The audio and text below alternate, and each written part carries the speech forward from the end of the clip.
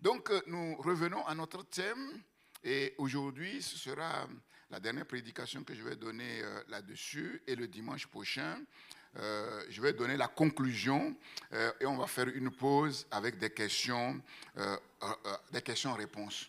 Donc, le dimanche prochain, la conclusion va tourner sur quel est le secret de la grandeur de David. Il y a un texte dans la Bible, dans l'Ancien Testament, qui résume le secret de la grandeur du roi David et en même temps la place centrale. Nous allons voir au travers de la vie d'un homme dans la parole de Dieu, la place centrale de la miséricorde de Dieu. Et nous laisserons la place à quelques questions. Donc voilà, toutes les questions qui sont venues dans votre cœur depuis mon retour de la retraite spirituelle et depuis ces enseignements, vous les notez bien et nous pourrons partager autour de cela. Donc dimanche dernier, je disais que quand on sort du chemin de la vérité, on ne peut qu'emprunter l'autoroute du mensonge, l'autoroute de la folie, l'autoroute de la tragédie et l'autoroute de la mort. Et c'est ce qu'on a vu. Mais gloire soit rendue à notre Dieu de ce que notre Dieu n'est pas seulement au contrôle du chemin de la vérité, mais il est parfaitement au contrôle de l'autoroute du mensonge, l'autoroute de la folie, l'autoroute de la tragédie, l'autoroute de la mort. De telle manière que même si ça nous arrive quelquefois de sortir du chemin de la vérité et d'emprunter cette autoroute, nous avons confiance que le roi de gloire va faire concourir cette autoroute comme il a fait concourir au bien de ceux qu'il aime, comme il a fait au bien de David. Donc nous ne craignons rien. Nous faisons tout pour rester sur le chemin de la vérité, mais force est de se rendre compte qu'en faisant tout pour rester sur le chemin de la vérité, un jour ou l'autre, vous sortirez un peu du chemin de la vérité. Sinon, vous êtes plus grand que David. David, on a vu, David est sorti du chemin de la vérité. Et on a vu pourquoi. On a vu pourquoi. Et on va voir aujourd'hui encore pour quelle raison, effectivement, David n'a pas été enfermé dans l'autoroute du mensonge. Pour quelle raison Dieu ne cache pas? Dieu met en lumière toutes les perversités de celui qui a appelé l'homme selon le cœur de Dieu. L'homme qui est censé être un modèle pour tous. Modèle pour Israël, modèle pour le monde, modèle de royauté. Pour quelle raison? Parce que parfois, quand on prêche ces choses, certains ne comprennent pas. De la même manière que quand on prêche la grâce, certains croient qu'on les incite au laxisme. Pour quelle raison? C'est une question. Ici, Dieu n'a rien caché de la vie de David, de l'homme selon le cœur de Dieu. Et on va voir que David est passé vraiment par toutes les tribulations, comme criblé de toutes parts. Toutes les tribulations. Et c'est quasiment le seul cas. Les autres cas ne sont pas aussi explicites. Et je vous ai dit que dans certains cas où Dieu ne dit rien sur la perversité, on a l'impression que tout est lisse. Ce n'est qu'une apparence, c'est parce que Dieu, il a déjà mis le zoom sur certains pour nous enseigner et il met le zoom sur d'autres pour nous enseigner autre chose. C'est tout, pour nous montrer qu'une fois que les choses prennent bien place, voilà comment ça se déroule facilement, mais ça ne veut pas dire que ces personnes-là n'avaient pas de perversité dans leur cœur. Sinon, si on pense que c'est Daniel qui a écrit le psaume 119, lisez le psaume 119, hein, vous allez voir que c'est le cri d'un homme qui est en détresse. Le psaume 119 ne nous dit pas, voilà l'homme, le grand homme selon Dieu. Ah non, dans le psaume 119, celui qui a écrit le psaume n'avait aucune assurance de rien du tout. Rien du tout, il demandait à Dieu de venir au secours de sa misère, de lui donner la sagesse, de lui donner l'intelligence. Pourtant, on voit que voilà, Daniel était plein de toutes ces choses-là. C'est ça. Pour quelle raison? Dieu met en lumière la perversité de celui qui a appelé l'homme selon le cœur de Dieu, qui doit être un modèle pour nous. Est-ce que nous devons suivre sa perversité? Est-ce que c'est pour nous inciter d'une certaine manière à la perversité? Mais non. Non. Mais pourquoi alors? Pourquoi?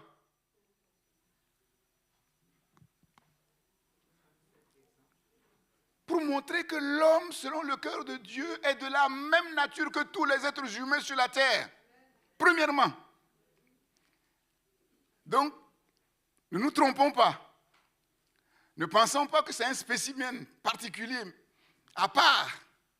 Et vous pouvez être sûr que si Dieu n'avait pas mis en lumière le cœur de David comme il l'a fait, David aurait été idolâtré.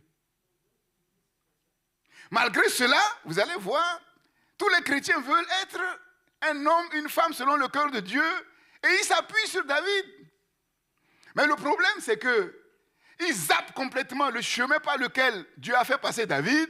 Ils ne voient que les résultats. Eux, ils ne veulent que les résultats.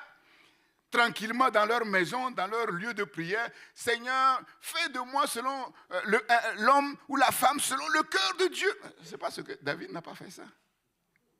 David n'a pas fait ça. Et on se satisfait de cela. On dit, ah ouais, Dieu va faire de moi l'homme selon son cœur. Dieu va faire de moi la femme selon... Avec David, ça n'a pas été ça. Et pourtant, nous savons que David est un homme de prière. Nous voyons sa piété fervente dans les livres des psaumes. C'est ça. Pour montrer que l'homme, selon le cœur de Dieu, est de la même nature que tous. Et c'est le même exemple, c'est le même processus avec Élie. Pourquoi Élie a été dépressif après avoir fait tout ce qu'il a fait?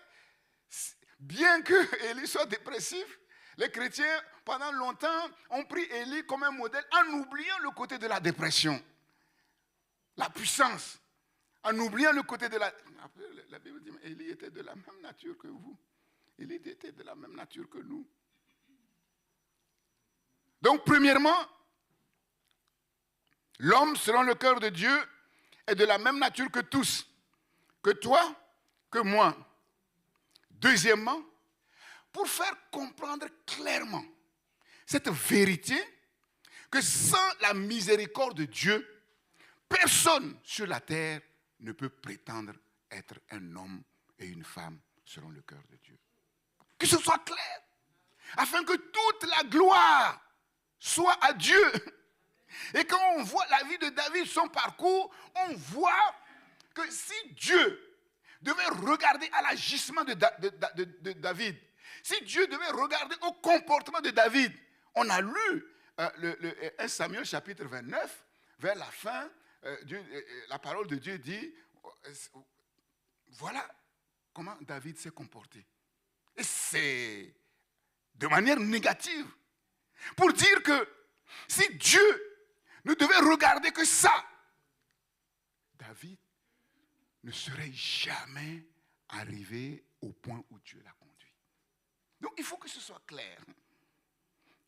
Et je vous ai dit que de toute façon, un disciple du Christ ne peut pas faire n'importe quoi. Sinon, il n'est pas disciple de Christ. Par définition, le disciple de Christ, c'est celui qui ne fait pas n'importe quoi. C'est celui qui suit son maître.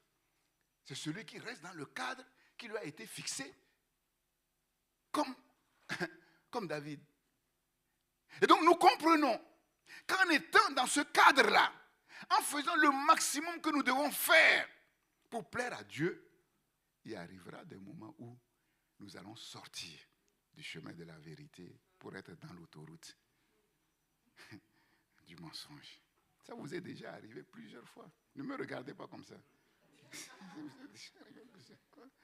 Vous êtes là-dedans. On est là-dedans. Et donc c'est un encouragement pour nous. Pour dire que Dieu ne nous éduque pas simplement par des succès. Mais Dieu nous éduque encore plus par nos échecs. Dieu nous éduque encore plus par nos échecs.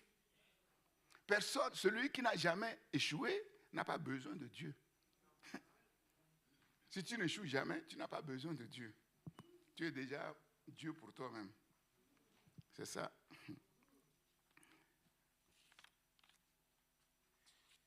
Et quand on quitter le chemin de la vérité, en fait, c'est simple, hein? C'est marcher selon la chair. C'est marcher selon la chair. Et quand on marche selon la chair, ce qu'on voit, c'est que c'est la tragédie. La tragédie des œuvres de la chair. Et c'est ce qu'on voit dans 1 Samuel chapitre 29. Je vais vous inviter à le lire avec moi. 1 Samuel chapitre 29. La tragédie des œuvres de la chair.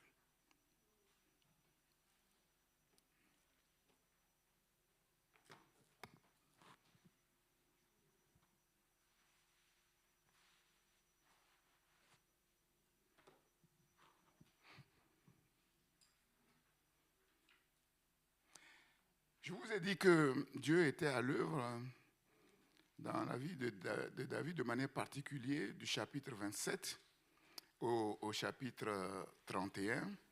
Mais David ne savait pas. David était dans le feu de la tragédie.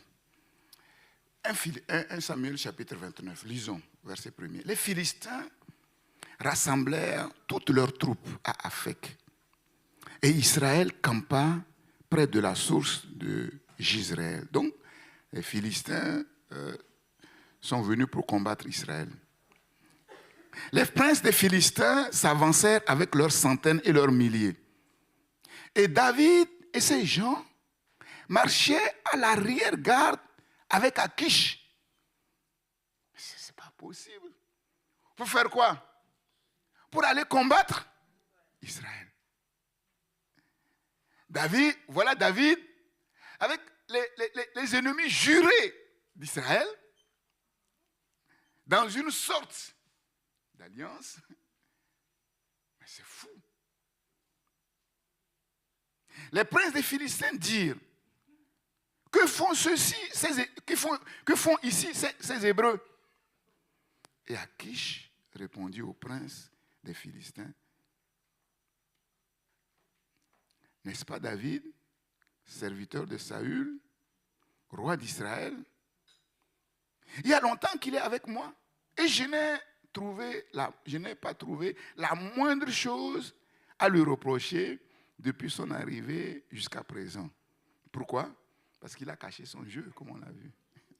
Il a caché son jeu. Bon, j'ouvre une parenthèse. C'est fou, hein, quand même. C'est fou. Vous voyez, je vous ai dit que quand on est dans le plan de Dieu, on bénéficie d'une protection spéciale de Dieu. Même si nous nous trouvons en prison, nous allons trouver grâce aux yeux de ceux qui contrôlent la prison. Partout où nous allons, même dans une mauvaise posture, il y a une grâce qui nous accompagne. Mais là encore, on voit cette grâce qui était sur Akish, bien qu'il soit dans une position, mais humainement, il trouvait quand même grâce. David, auprès du roi des Philistins. C'est inacceptable. C'est leur pire ennemi. C'est leur pire ennemi. Donc, c'est fou. Vous ne pouvez pas vous imaginer le privilège qui est le nôtre. Vous voyez, quand la Bible dit Dieu ne se repent ni de ses dons, ni de son appel, ça va très loin. Ça va très loin. Donc, partout où nous sommes, même si c'est de la mauvaise manière, les gens voient quand même qu'il y a quelque chose sur nos vies. C'est fou. C'est fou.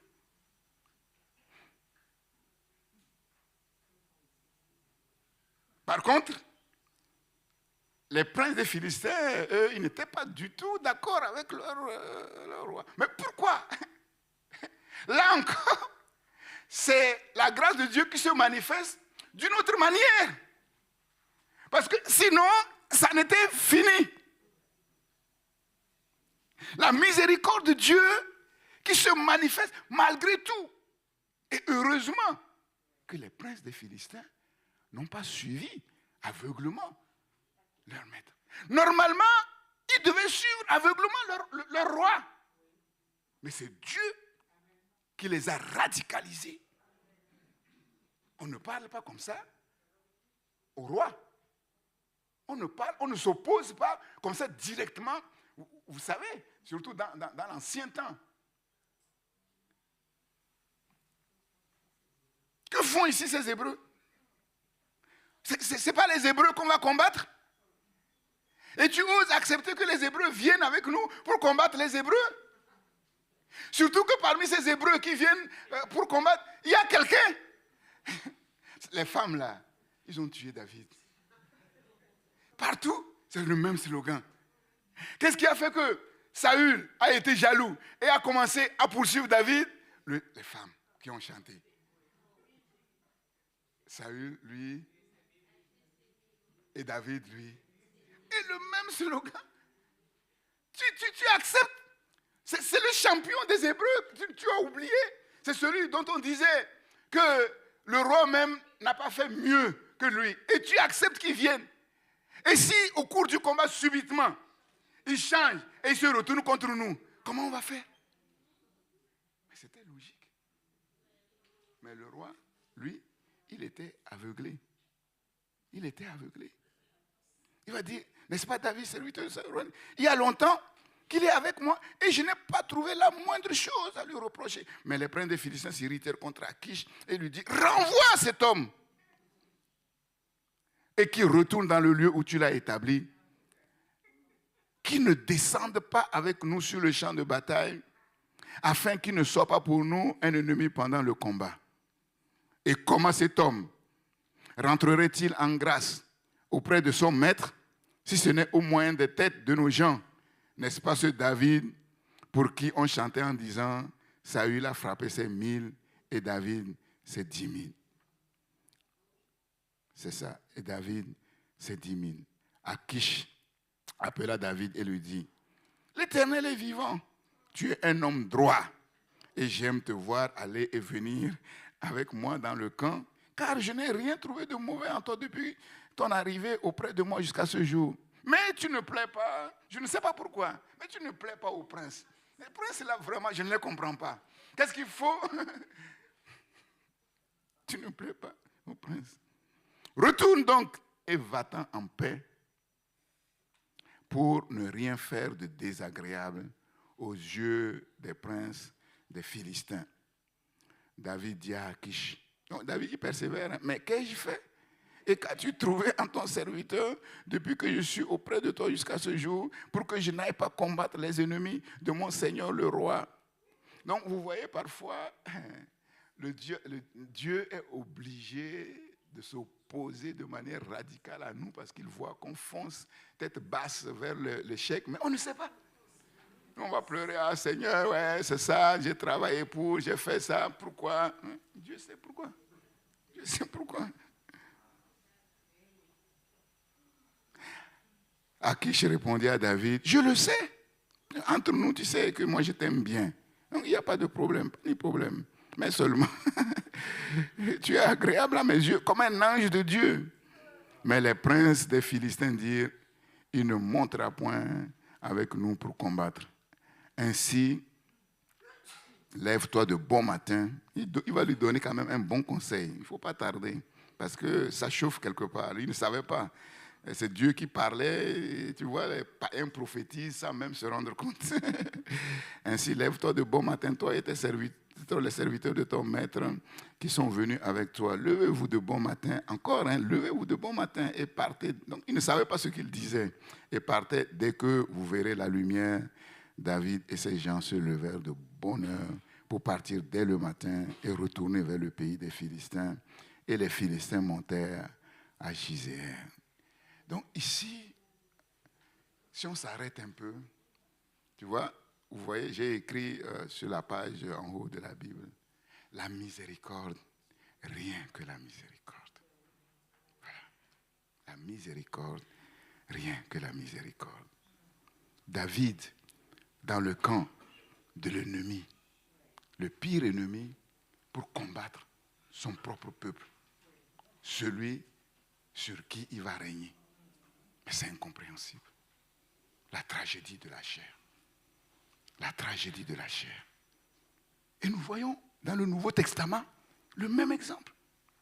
Saul de Tarse, qui de tout son cœur croyait servir Dieu avec tout le zèle qu'il peut déployer et s'entendre dire: tu es en train de persécuter Dieu. Tu es en train de persécuter Dieu. La chair, comme vous le savez, imite l'esprit, mais s'oppose radicalement à Dieu. Quelle issue?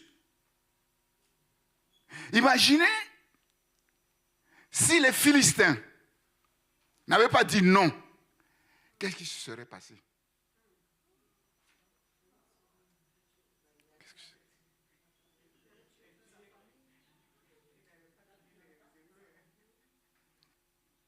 Qu'est-ce qui serait passé?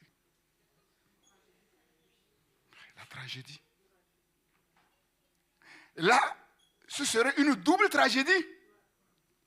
Puisque déjà, la famille a été enlevée. Et si Dieu n'intervenait pas, c'est pour abuser d'eux, peut-être même les massacrer. La tragédie des deux côtés. Des deux côtés.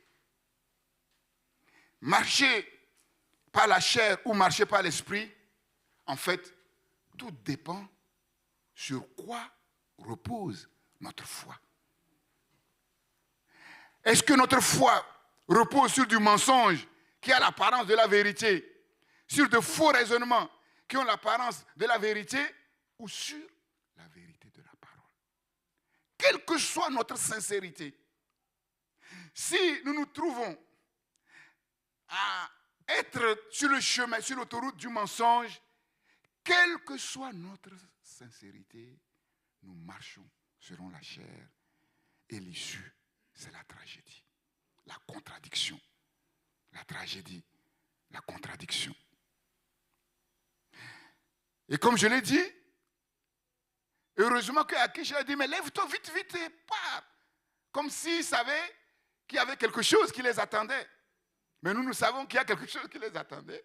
Ils se lèvent de bon matin et ils partent rapidement. Et qu'est-ce qu'ils vont trouver? 1 Samuel 30. Ils vont arriver maintenant chez eux, à Tisclag. Personne ne pouvait s'imaginer le spectacle qui les attendait. Personne. Personne.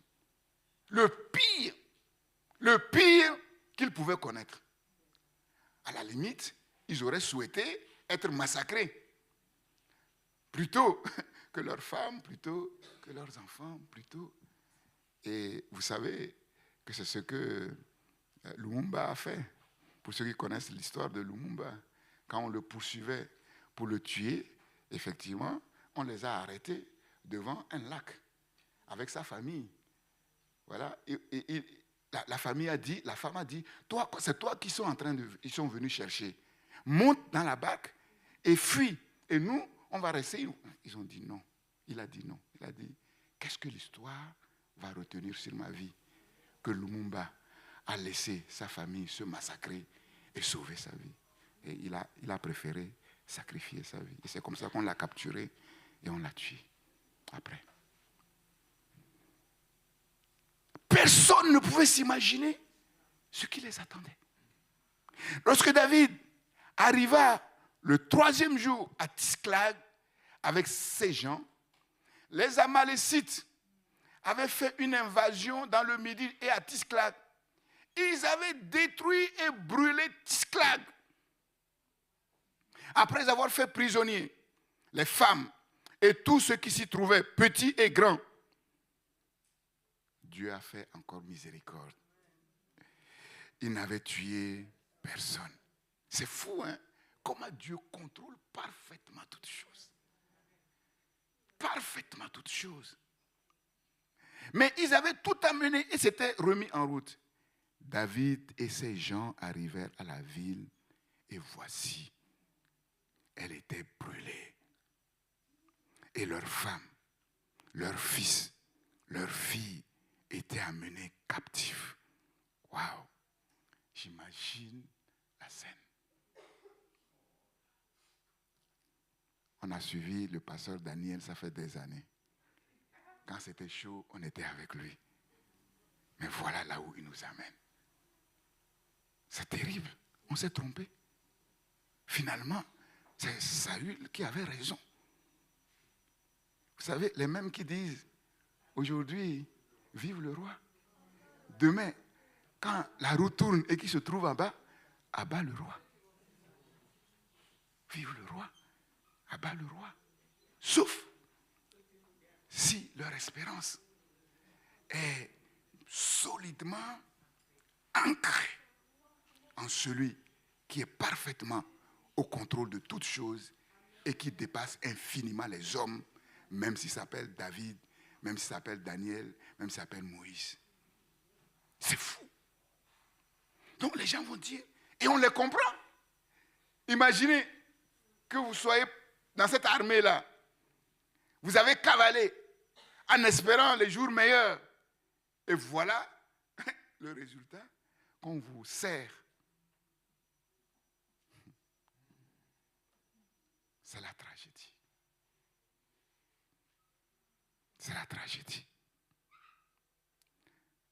Normalement, dans cette situation, tout le monde est par terre. Même David. Tout le monde est par terre. David, ces gens arrivés à la... Et voici, elle est brûlée. Les deux femmes, non. Alors, verset 4. Alors David et le peuple qui était avec lui élevèrent la voix. Ils pleurèrent jusqu'à ce qu'il n'ait... Il n'y a plus de larmes. Vous vous imaginez? Parfois, nous disons, Seigneur, nos problèmes.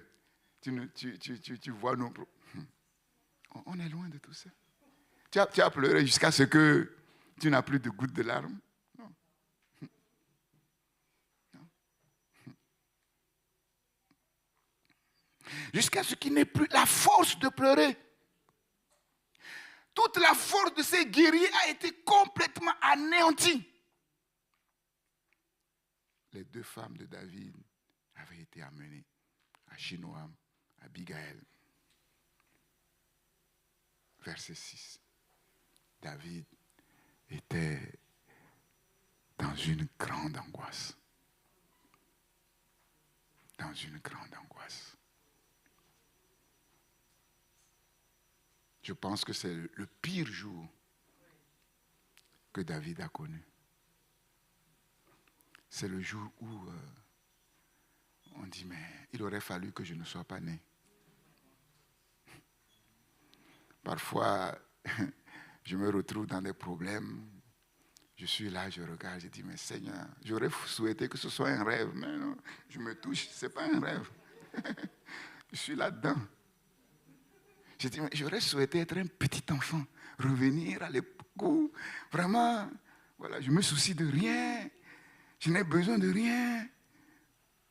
Mais non, ce n'est pas possible. Tu es là-dedans.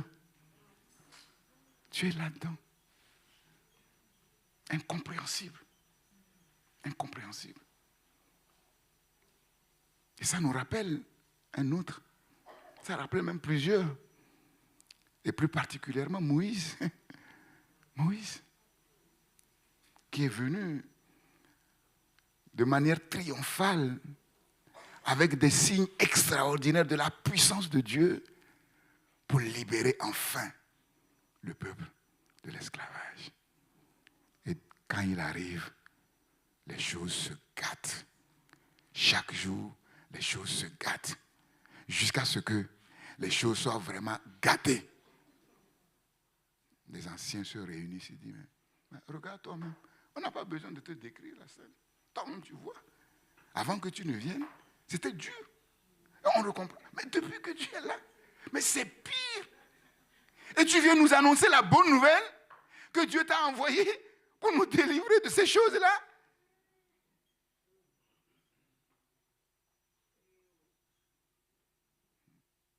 C'est fou.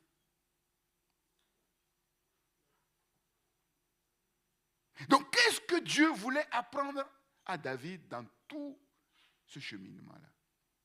Qu'est-ce que Dieu voulait apprendre à David?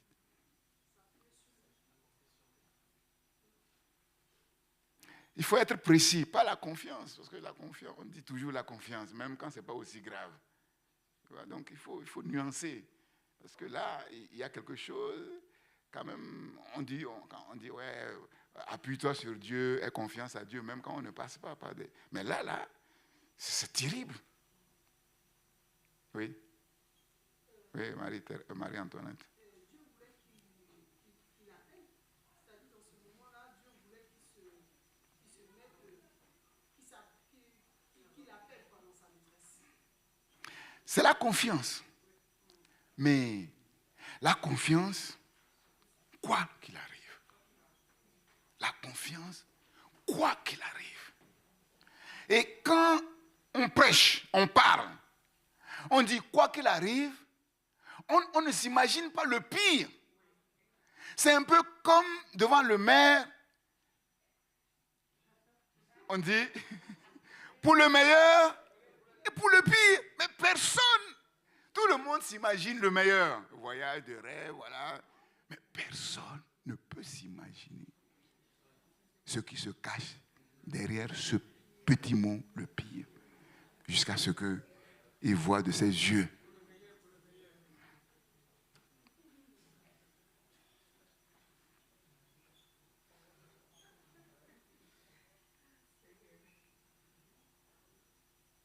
C'est comme si Dieu disait à David, est-ce que tu crois que ton Dieu est Dieu? David dit oui. Mais ton Dieu là, il est Dieu comment? C'est ça. Comment il est Dieu? Mais il est Dieu. J'ai déjà prêché sur le mot Dieu. Hein. On dit Dieu, on dit mon Dieu, mais on ne sait pas ce qu'on dit. Si on savait vraiment ce que ça veut dire Dieu, quand on dit mon Dieu, on ne devrait avoir peur ni craindre quoi que ce soit. Mais on ne sait pas. Et il suffit simplement des petits bobos qui ne sont pas à la hauteur de la tragédie. Mon Dieu, je ne comprends pas. Qu'est-ce qui se passe?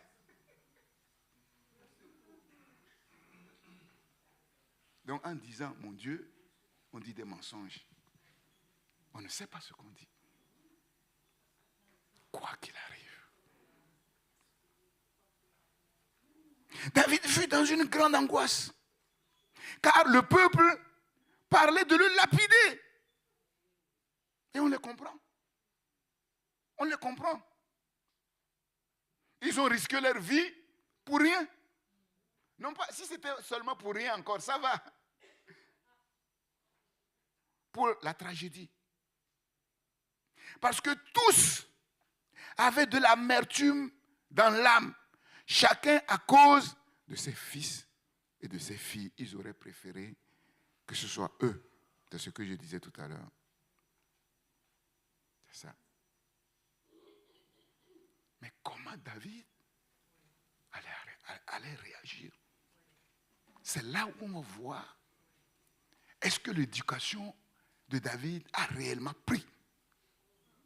Est-ce que David a appris quelque chose au travers de toutes les situations par lesquelles il est passé? Et qu'est-ce qu'il a appris fondamentalement sur Dieu?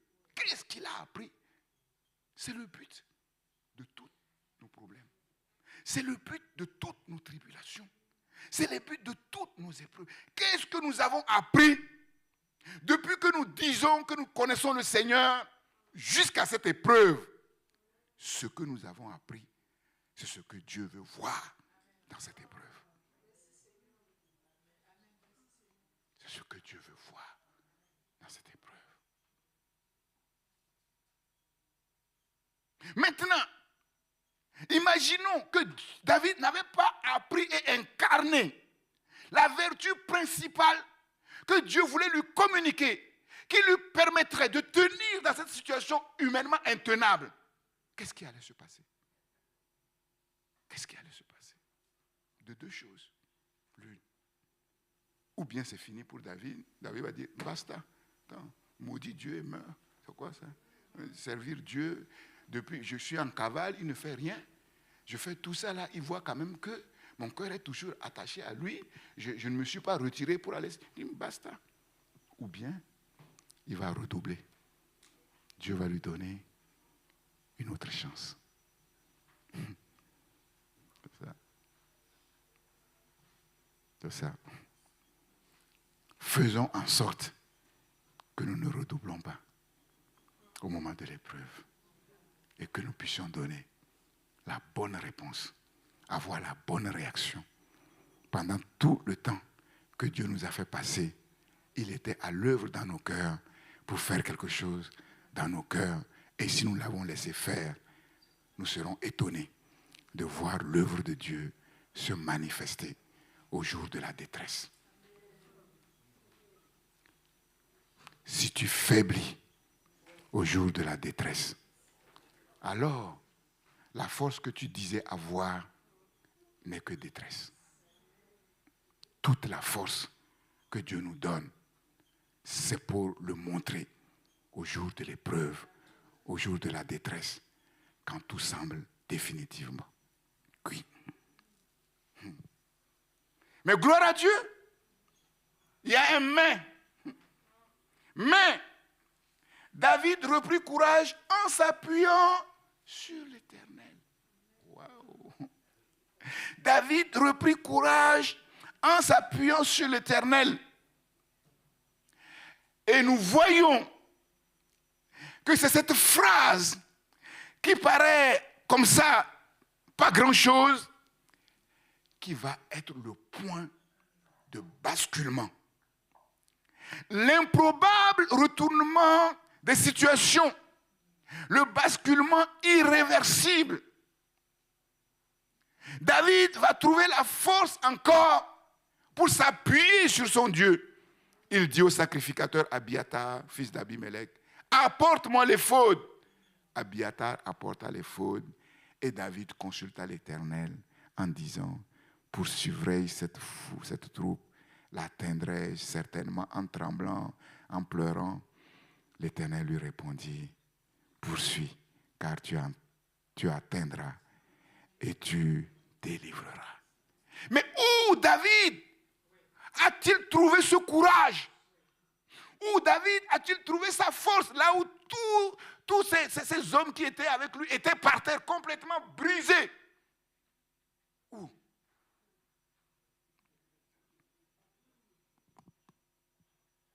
David, dans le désert de l'obéissance, dans les cavernes de la chair, en fait, David a appris quelque chose.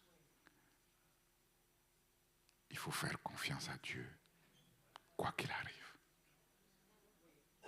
Il faut faire confiance à Dieu, quoi qu'il arrive. Que tu comprennes ou que tu ne comprends pas.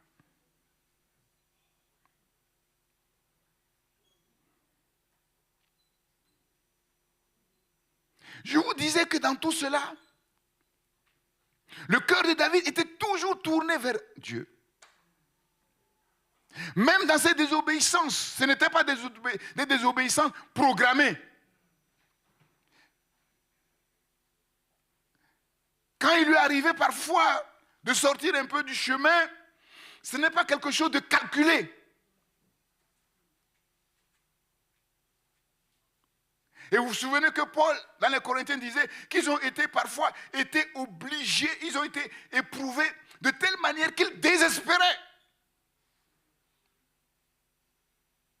Il y a des situations où Dieu nous conduit, dans lesquelles Dieu nous conduit. Humainement, personne ne peut tenir. Si Dieu a déjà accompli l'œuvre qu'il veut accomplir dans nos vies, oui, nous allons tenir. Mais sinon, nous ne tiendrons pas.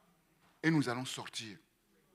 Et quand nous sortons, Dieu contrôle pour nous apprendre quelque chose. Pour nous apprendre quelque chose. Mais où on voit que David a appris cette vertu très importante qui nous permet de tenir, quoi qu'il arrive, quelles que soient les circonstances, dans les psaumes. Dans les psaumes. Prenons par exemple le psaume 52. Donc déjà, vous voyez que je vous avais dit à propos de Salomon, en disant que faisons attention de ne pas trop incriminer en disant, ouais, avec sa sagesse, comment se fait-il qu'il ait pu faire les pires des folies? Je vous ai dit, si Salomon n'avait pas fait ces folies, on n'aurait pas certains livres dans la Bible. L'Ecclésiaste, par exemple, on n'aurait pas l'Ecclésiaste. Donc c'est fou. Les voix de Dieu ne sont pas nos voix. Regarde le psaume, par exemple, le psaume 52. Au chef des chantres, cantique de David. Et quand est-ce qu'il a écrit ce cantique? C'est quand il était en cavale. À l'occasion du rapport que Doueng, le fameux Doueng là, qui a été à l'origine des massacres, Doueng. N'appelle pas ton fils Doueng. Hein? Quand on était dans la première église qu'on a bâtie, un frère vient me voir, il me dit, mais j'aimerais changer de nom. Je dis, ah bon, pourquoi? Il dit, non, moi, j'aimerais qu'on m'appelle Nemrod. Nemrod, il dit, ouais, c'est écrit dans la Bible, c'est le chasseur habile quand il vise quelque chose. Chasseur habile, mais tu ne sais pas ce qu'il vise. C'est le premier antichrist. C'est le premier antichrist, le premier homme le plus puissant de la terre qui a régné sur Babel. C'est lui qui était là, le chef de file de la rébellion. Babel. Doueng, le Domite. Vint faire à Saül en lui disant, David s'est rendu dans la maison d'Abimelech. Quand David a appris, regardez sa prière. Pourquoi te glorifies-tu de la méchanceté tyran? Donc, il y a ce double, hein, en fait, derrière Doueng, il visait Doueng. Nous n'avons pas lutté contre la chair et le sang. Derrière Doueng, il visait effectivement l'ennemi, le tyran. La bonté de Dieu subsiste toujours. David n'a pas baissé les bras en disant, ouais, si Dieu était bon, pourquoi il a permis? Non, David dit, ok, tu as fait ça, mais moi, je m'appuie sur la bonté de Dieu. La bonté de Dieu subsiste toujours. Ta langue n'invente que malice, comme un rasoir affilé, fourbe que tu es.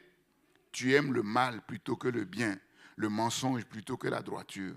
Tu aimes toutes les paroles de destruction. Langue trompeuse, aussi Dieu t'abattra-t-il pour toujours, il te saisira et t'enlèvera de ta tente. Il te déracinera de la terre des vivants. Donc, quand on lit ce psaume-là, si on ne connaît pas vraiment tout ce qui s'est passé avec Doueng, on dit, mais on dirait que David, il est trop sévère, il est... Non. Les justes le verront et auront de la crainte. Et ils feront de lui le sujet de leur moquerie. Voilà l'homme qui ne prenait pas Dieu pour protecteur, mais qui se confiait en ses grandes richesses et qui triomphait dans sa malice. Regardez ce que David va dire au verset 10. Et moi, je suis dans la maison de Dieu comme un olivier verdoyant. C'était chaud. Mais il dit, ok, d'accord, mais moi, je suis dans la maison de Dieu. Ce n'est pas parce que c'est chaud, ce n'est pas parce que le malin s'est levé pour détruire que moi je vacille. Comme un olivier fort, je me confie dans la bonté de Dieu, éternellement et à jamais. Je te louerai toujours parce que tu as agi et je veux espérer en ton nom. Son espérance était vraiment bien ancrée. Je veux espérer en ton nom parce qu'il est favorable en présence de tes fidèles. C'est ce que David a appris dans sa cavalerie, dans sa fuite, dans le désert, dans les cavernes. La confiance à Dieu, quoi qu'il arrive, quelle que soit la méchanceté des hommes, quelle que soit la dureté des épreuves, quelle que soit la menace de la mort, moi, je fais confiance à Dieu. Je fais confiance à Dieu. Et le lieu de la tragédie va devenir la porte de la royauté. La source d'une provision surabondante. Nous connaissons ce passage. c'est là où non seulement Dieu va leur donner la victoire, mais David ramena tout avec beaucoup de richesses. Et David a appris en même temps cette leçon fondamentale de la vie, de la relation avec Dieu, la miséricorde. Quand ils vont ramasser toutes les richesses, les soldats vont dire, non, on ne va pas partager la même chose avec ceux qui ne sont pas venus avec nous, qui sont restés derrière, parce qu'ils n'ont pas combattu avec nous. David dit, mais vous n'avez rien compris. Vous n'avez rien compris. Ce n'est pas à cause de votre force. Ce n'est pas à cause de ma force. Si Dieu devait regarder à mon agissement, si Dieu devait regarder à votre agissement, vous, il n'y a pas longtemps, qui voulez me lapider, maintenant que les choses tournent bien, vous changez de veste. David dit non. Ceux qui ont combattu, ceux qui n'ont pas combattu, auront la même part. Auront la même part.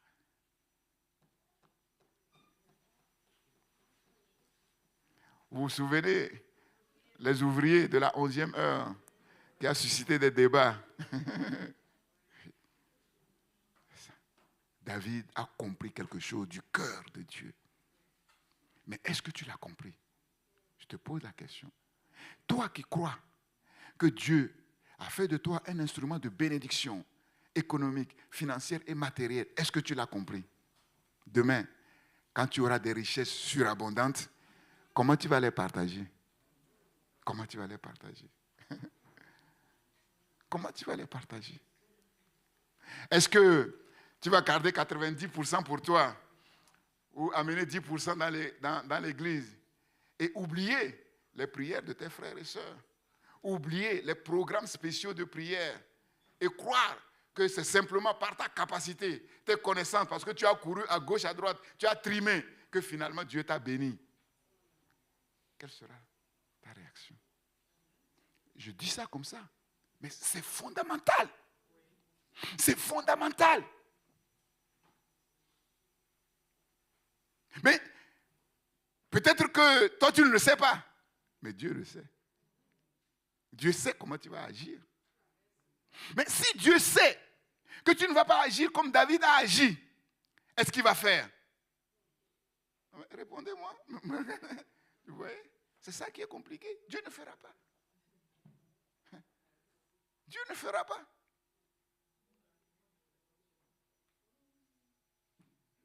Paul dit, si nous semons les biens spirituels, est-ce un problème si nous moissonnons les biens matériels? Comprenez-le. Pourquoi? Beaucoup de ceux qui vont s'enrichir à cause des enseignements qui leur ont été donnés, qu'ils ont compris, qu'ils ont intégrés et sur lesquels ils se sont levés pour aller agir. Mais quand les richesses viennent, ils oublient celui qui leur a donné ces enseignements. Ou ils donnent une part, mais petite, et eux, ils gardent le gros. Dieu ne sera pas d'accord. Je vous dis, Dieu ne sera pas d'accord. Dieu ne sera pas d'accord. Et la meilleure manière de vous garder pour que votre salut ne soit pas en jeu, c'est de ne pas vous permettre d'entrer dans ces choses. Non, je vous dis franchement, c'est la pire des choses. Ce n'est pas clair dans l'esprit des gens. Tu vois, David a cavalé. C'était très dur. C'était très dur. Il s'est retrouvé dans des situations mais incroyables.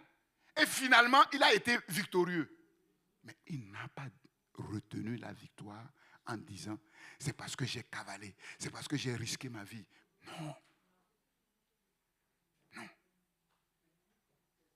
Non seulement, il va donner la même part à ceux qui ne sont pas venus, mais il va envoyer une part aux autres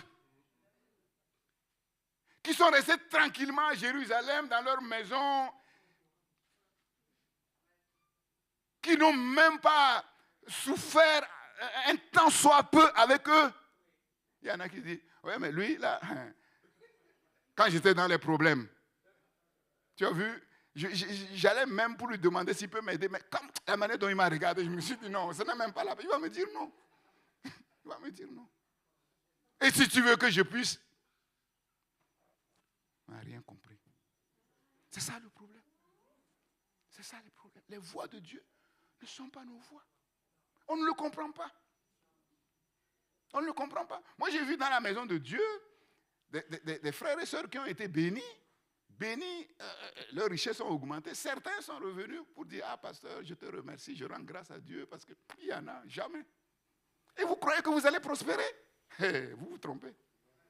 Peut-être que vous allez prospérer avec quelqu'un d'autre, mais pas avec Dieu. Je vous dis franchement, pas avec Dieu. Parce que Dieu ne peut pas faire prospérer un égoïste. Même ton argent peut augmenter, mais ça ne va pas. Ça ne va pas. C'est ça. Ça ne va pas.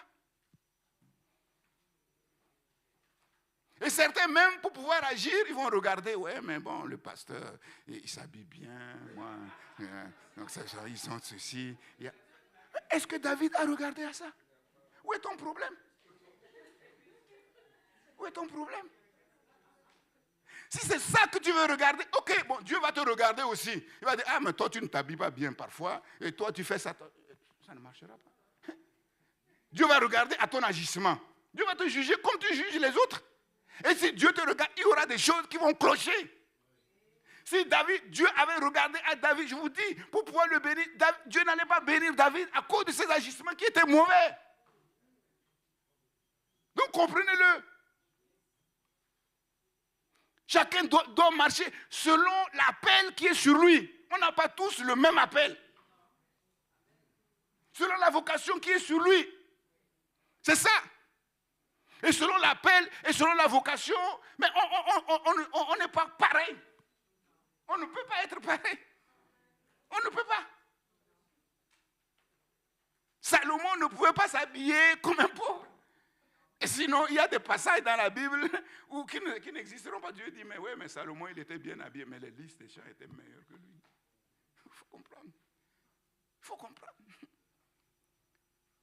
Il y a trop de jugement.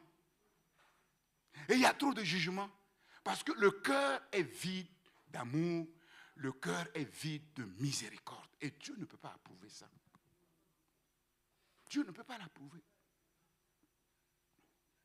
Donc David a appris beaucoup de choses. David a incarné beaucoup de choses. Et donc c'est pour ça que Dieu dit, ce n'est pas de gaieté de cœur que Dieu parfois nous conduit dans certaines difficultés, dans certaines souffrances. Parce qu'il sait qu'il n'y a pas d'autre moyen pour que nous puissions comprendre et le laisser agir. Il n'y a pas d'autre moyen.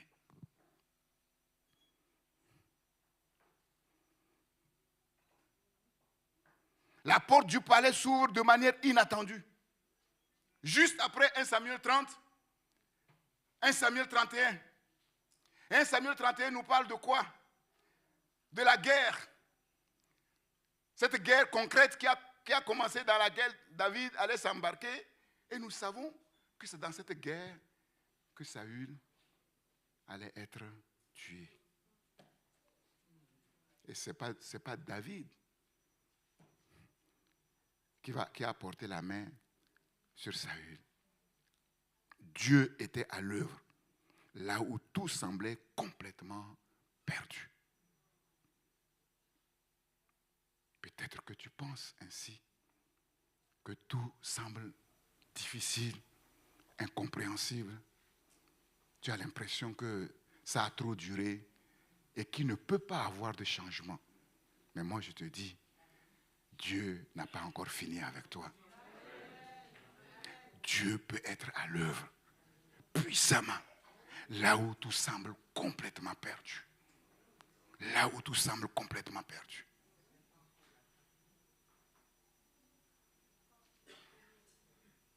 Et pour quelle raison David a réussi là où Saül a échoué? David était-il meilleur humainement que Saül? Nous l'avons vu. Non.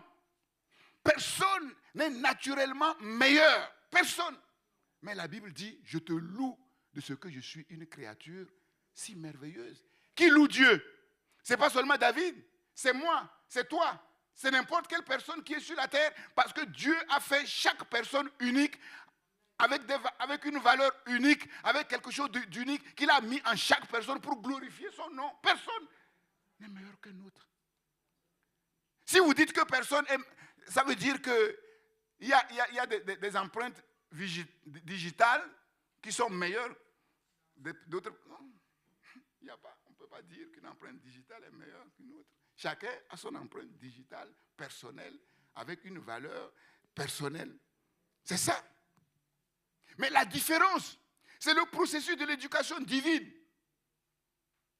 La place qu'on fait à Dieu dans notre cœur et l'attention qu'on porte à la parole de Dieu. Je répète, c'est très important, les deux choses.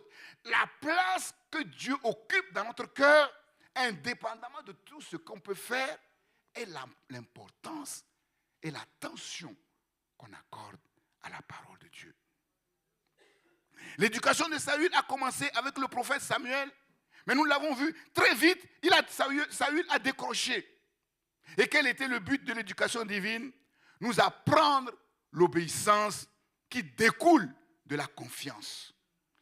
On ne peut pas obéir de manière inconditionnelle à quelqu'un à qui on ne fait pas confiance. Pourquoi l'obéissance? Nous le savons. La désobéissance, c'est la racine du péché. Ce n'est pas la désobéissance que tout est gâté, que le péché est venu. Et donc, nous devons maintenant apprendre l'obéissance pour que les choses qui sont gâtées soient réparées. Et nous savons que sur la terre, c'est le même processus. Quel est le processus que suivent les parents sur la terre? Apprendre à l'enfant l'obéissance, cette obéissance qui lui permet d'assimiler les bonnes valeurs. Mais tous les parents savent qu'aucun enfant sur la terre n'obéit d'un coup. Aucun. Et tous les parents savent aussi qu'il n'y a aucun enfant qui n'a jamais désobéi. Il n'y a aucun.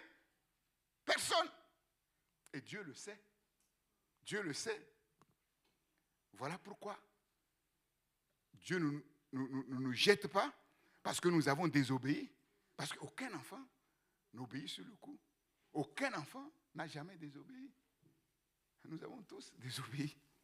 Donc, acceptons que nos enfants aussi désobéissent. Acceptons. Si on n'accepte pas, ce n'est pas bon. Si on fait comme si on a été toujours parfait, on n'est pas dans la miséricorde et l'éducation ne va pas prendre. C'est ça. Nous apprenons tous l'obéissance bien souvent dans la douleur, dans la souffrance. La clé pour y parvenir, c'est la relation avec Dieu. Et nous savons que la clé de la relation avec Dieu, c'est la miséricorde de Dieu, qui découle elle-même de l'amour de Dieu. Dieu est saint et Dieu est parfait, mais Dieu est aussi et avant tout amour. Dieu est avant tout amour. La clé de la relation, c'est la miséricorde. Et la clé de la miséricorde, c'est l'amour de Dieu. Et la clé de l'amour de Dieu, c'est la connaissance de Dieu. Et nous savons, la parabole du fils prodigue nous enseigne que le problème de ces enfants était une question de dysfonctionnement relationnel. Ils n'avaient aucune relation avec leur père parce qu'ils ne connaissaient pas leur père. Ils ne savaient pas que ce qui caractérisait leur père, c'est l'amour. Saül a décroché parce qu'il n'a pas cherché à connaître ce Dieu qui a fait de lui le premier roi d'Israël malgré ses incapacités humaines. Pourtant, dès le départ, il a eu conscience de son insuffisance, de son incapacité humaine à régner. Comme nous l'avons dit, Israël voulait un roi comme les autres. Dieu va leur donner un roi avec les standards des nations, mais avec un plus. L'onction, la qualification et le changement de son cœur. Mais malgré toutes les qualifications divines, Saül va se comporter comme un roi des autres nations. Grisé par ses succès, il va rapidement oublier Dieu. Il sait pourtant que toutes les victoires remportées contre tous ses ennemis puissants, toutes ces victoires qu'ils ont remportées ont été l'œuvre de l'Éternel. Ses propres exploits, les exploits de David qu'il a vus quand David a combattu Goliath, l'exploit de Jonathan, tout cela, il sait très bien que c'est Dieu qui a été à l'œuvre pour leur donner ces victoires. Saül avait tout pour réussir, les qualifications divines et un excellent mentor, Samuel, mais il a fait un autre choix de vie. Saül a tardé à montrer sa reconnaissance à Dieu, à donner à Dieu toute la gloire. Et je vous l'ai dit, quand les dons sont déconnectés du donateur, ça ne conduit qu'à la tragédie. 1 Samuel chapitre 14, verset 37, il est écrit, Saül bâtit un autel à l'Éternel. Ce fut le premier autel qu'il bâtit à l'Éternel. Après toutes les victoires qu'il a compris, qu'il a eues, dont il a vu que c'était la main puissante, il a tardé à manifester sa reconnaissance à Dieu. Et pourquoi a-t-il tardé alors que tout chauffait et que les choses étaient en train de se gâter pour lui? 1 Samuel 15, 10, on vint dire à Samuel, Saül est allé à Carmel et voici, il s'est érigé un monument. Il s'est érigé un monument pour sa propre gloire. Et nous savons que c'est la caractéristique première des rois des nations, l'idolâtrie du pouvoir, le culte de la personnalité. Enfermé dans le cercle vicieux et tragique de l'endurcissement, Saül va sombrer dans le désespoir. Dans le désespoir, devant le silence radical de Dieu, le seul refuge, la seule alternative pour Saül, c'est de se tourner vers les puissances des ténèbres. Saül n'a pas eu d'autre solution que d'aller consulter une nécromancienne, c'est-à-dire ceux qui évoquent les morts. Et pourtant, lui-même avait interdit, il avait interdit toutes ces choses. Les rois des nations, pour la plupart, gouvernent par la puissance de Satan. Apocalypse chapitre 16, je vis sortir de la gueule du grand dragon, de la gueule de la bête et de la bouche du faux prophète, 3 esprits impurs semblables à des grenouilles, car ce sont des esprits de démons qui font des prodiges et qui vont vers les rois de toute la terre afin de les rassembler pour le combat du grand jour du Dieu Tout-Puissant. Oui, ces esprits impurs sont envoyés vers les rois des nations pour les séduire par des miracles, par des signes, par des prodiges, pour leur faire croire que s'ils mettent leur confiance dans ces choses-là, ils vont durer éternellement. Nous savons sans doute que c'est dans le même désespoir, né de la confusion des langues et de la dispersion de tous les hommes lors de la construction de la tour de Babel, qui a poussé les êtres humains dans la sorcellerie. Ils n'avaient pas d'autre alternative. Ils n'avaient pas d'autre alternative. Et comme je l'ai dit, leur champion, c'était Nemrod, le premier antichrist sur la terre. Mais David était animé d'une toute autre mentalité. Conformément à son appel et à sa destinée, le processus de son éducation a commencé très tôt. Très tôt. Et il en est de même, quand on regarde dans la parole de Dieu, on voit que la plupart des champions de Dieu, leur éducation a commencé très tôt. Et quand l'éducation commence très tôt, c'est un avantage. Vous voyez, les jeunes aujourd'hui, ils ont l'impression qu'on leur dit, mais donnez votre vie à Dieu, voilà, vous perdez votre temps, vous perdez votre vie. La meilleure manière de vivre sur la terre, c'est de connaître Dieu le plus tôt possible. Et on voit que sur la terre, ou bien le processus commence très tôt, ou bien le processus commence tard, mais dure plus longtemps, parce que c'est beaucoup plus difficile d'enseigner à un adulte, d'enseigner à un vieux, que d'enseigner à un enfant. Parce qu'il faut déjà détruire tout ce qu'il a construit, tous les mécanismes qu'il a construits, et ce n'est pas facile avant d'enseigner. Quand vous regardez, vous allez voir, c'est le processus de Dieu. Et vous allez voir que souvent, quand le processus a commencé tôt, très tôt, comme Daniel, comme Joseph, c'est là où on ne voit pas trop les défauts. On ne voit pas trop les défauts, en fait. C'est ça, parce qu'ils n'ont pas vraiment eu le temps, entre guillemets, de faire les 400 coups. Voilà. Samuel, tout ça, là, c'est ça. Donc, plus tôt nous rentrons dans l'éducation, mieux c'est, en fait, pour nous. David, par sa foi en Dieu manifestée dès son jeune âge, en fait, a laissé la dynamique de l'éducation divine et de la croissance spirituelle prendre très vite dans son cœur, comme en témoigne, comme je vous ai dit, ses prières ferventes, sa piété dans le livre des psaumes. David a appris le combat spirituel très tôt, le bon combat de la foi, le bon combat de la foi, la chair contre l'esprit. La chair contre l'esprit. D'une part, la lutte contre l'adversité, les puissances maléfiques, la puissance du diable, d'autre part. Et c'est ce que Paul résume en disant « crainte au-dedans, lutte au-dehors ». David, avec ses hauts et ses bas, n'est jamais sorti du processus divin, n'est jamais véritablement sorti du cadre de la miséricorde divine. Quand il fait un faux pas, il revient tout de suite à Dieu pour crier à Dieu, pour se repentir, pour s'humilier. Malgré ses faux pas, malgré ses fautes, ses erreurs, la grâce de Dieu va surabonder avec sa miséricorde. Parce que l'amour couvre une multitude de fautes.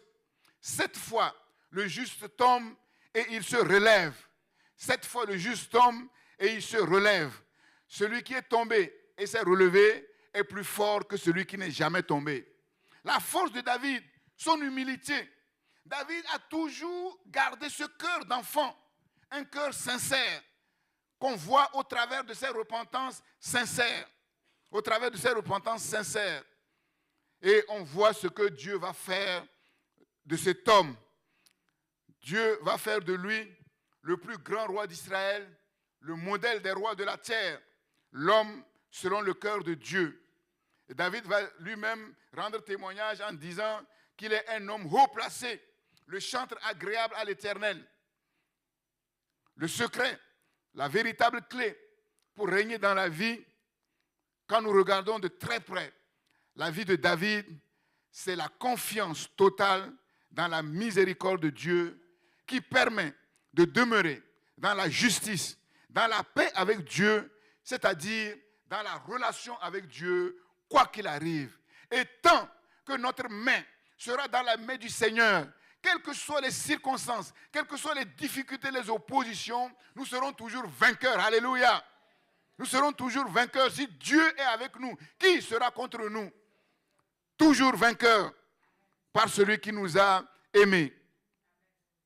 C'est l'enseignement fondamental des 3 conditions pour régner dans la vie qui prennent leur appui sur la seule miséricorde de Dieu qui n'est possible que par un seul homme, Jésus-Christ.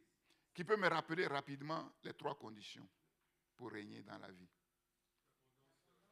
L'abondance de la grâce, la surabondance de la grâce, premièrement. Le don de la justice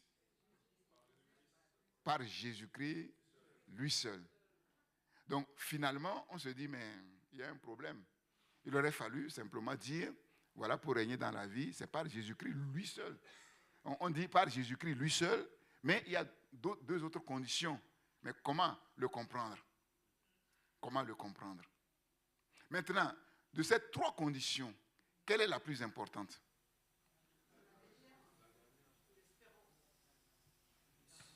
Non, ça ne...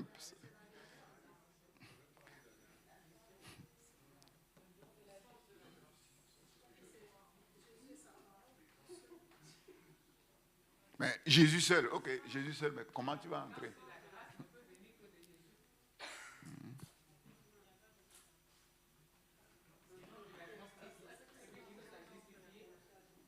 Bon, maintenant, supposons que c'est Jésus-Christ seul. De toute façon, on arrivera à ça. Supposons que c'est Jésus-Christ seul. Mais comment parvenir à Jésus-Christ seul? Et qu'est-ce que ce Jésus-Christ seul nous a donné comme enseignement fondamental? Qu'est-ce qu'il nous a donné comme enseignement fondamental? Si c'est Jésus-Christ seul, ok, d'accord. Jésus-Christ seul, on est d'accord. Ok, je vais vers Jésus. Je vous ai dit que, en fait, c'est 2 choses. 2 choses. La place que Dieu a dans nos cœurs et l'attention qu'on porte à sa parole. Donc, si nous disons par Jésus-Christ, lui seul, ok, d'accord. Mais comment avoir accès à ce Jésus-Christ lui seul? Par la parole, par sa parole. Mais tu ne peux pas. Tu ne peux pas avoir accès. Maintenant, dans ses paroles, qu'est-ce qu'il a dit de très important qui souligne que c'est finalement par Jésus-Christ lui seul. Sans moi, vous ne pouvez rien faire. Déjà, sans moi, il a dit clairement, vous ne pouvez rien faire. Donc, comment interpréter ça au regard des autres conditions? Donc, sans moi, vous ne pouvez ni avoir l'abondance de la grâce. Sans moi, vous ne pouvez pas avoir la justice. Maintenant, quel est l'autre enseignement qui va avec? Puisque sans Jésus, on ne peut rien faire. Donc, n'essaie pas de faire quelque chose pour parvenir à quelque chose de Dieu sans Jésus. Bon, déjà, c'est difficile à comprendre. Voilà, beaucoup ne le comprennent pas. Parce que c'est eux qui se lèvent le matin tôt pour aller travailler tard, et rentrer tard le soir. Je me souviens, les journalistes ont posé la question piège à un footballeur qui se disait chrétien. Bon, je ne dis pas le nom de la personne, je ne veux pas rentrer en polémique. Il dit qu'il est chrétien, tout ça. Et vous voyez comment les gens du monde, ils sont malins. Ils sont malins. Bon, on sait que c'est le malin qui les inspire. Et il va poser une question, mais vraiment piège un peu, comme les pharisiens vis-à-vis de... Donc, il dit, mais ah bon, donc tu vas pas me dire que quand tu joues sur le terrain, c'est Jésus qui joue, c'est quand même ton pied. Il a dit, non, n'exagérons pas. On a compris. Il a dit, non, n'exagérons pas. Donc, ce n'est pas Jésus. Or, nous savons, il y a des versets qui disent, c'est en lui que nous avons la vie. Donc, s'il a la vie pour aller jouer, c'est Jésus qui lui a donné le mouvement. Donc, tout ce que nous faisons là, on marche, c'est parce que Jésus, la preuve, c'est qu'il y a un jour où on ne pourra même pas bouger nos corps. Et ça peut nous amener à la mort. Si Dieu a décidé que c'est le dernier jour, même si on est en bonne santé, c'est pas là. On ne meurt pas parce qu'on est malade, non. On ne meurt parce que Dieu a décidé que le jour est arrivé. C'est tout, d'une manière ou d'une autre. Donc, il a oublié. En lui, nous avons la vie, le mouvement et l'être. Donc, il a dit non, n'exagérons pas. Non, moi, je ne suis pas fanatique. Donc, quand il a dit ça, ceux qui connaissent bien la parole de Dieu comprennent de quel chrétien il a. Paul dit, je combats, non pas toutefois moi, mais avec sa force qui agit puissamment. C'est moi qui combats, mais avec sa force qui agit puissamment en moi. Il dit, j'ai travaillé plus que eux tous, mais attention, mais c'est sa grâce toutefois, c'est sa grâce qui a accompli effectivement ces choses. Donc, effectivement, Jésus a dit clairement qu'il vient corroborer ce que Paul dit. Sans moi, vous ne pouvez rien faire. Mais est-ce que tu es bien au clair de cette parole de Jésus qui dit que sans moi, tu ne peux rien faire? C'est pas évident. C'est pas évident. Et c'est ce qui fait que, je vous ai dit, tant que nous ne laissons pas Dieu accomplir profondément son œuvre en nous, pour enlever le décalage qu'il y a entre nos pensées et ses pensées, entre ses voix et nos voix, on a beau être sincère, on va taper à côté. On va taper à côté. Et je vous ai dit, quand tout va bien, quand on est dans la victoire, si on ne fait pas attention, on va croire que c'est à cause des bonnes actions qu'on fait qu'on est dans la victoire et que tout va bien. C'est ça. Et c'est très subtil. Très subtil. Et on va le voir à la conclusion. Et vous allez voir, c'est terrible.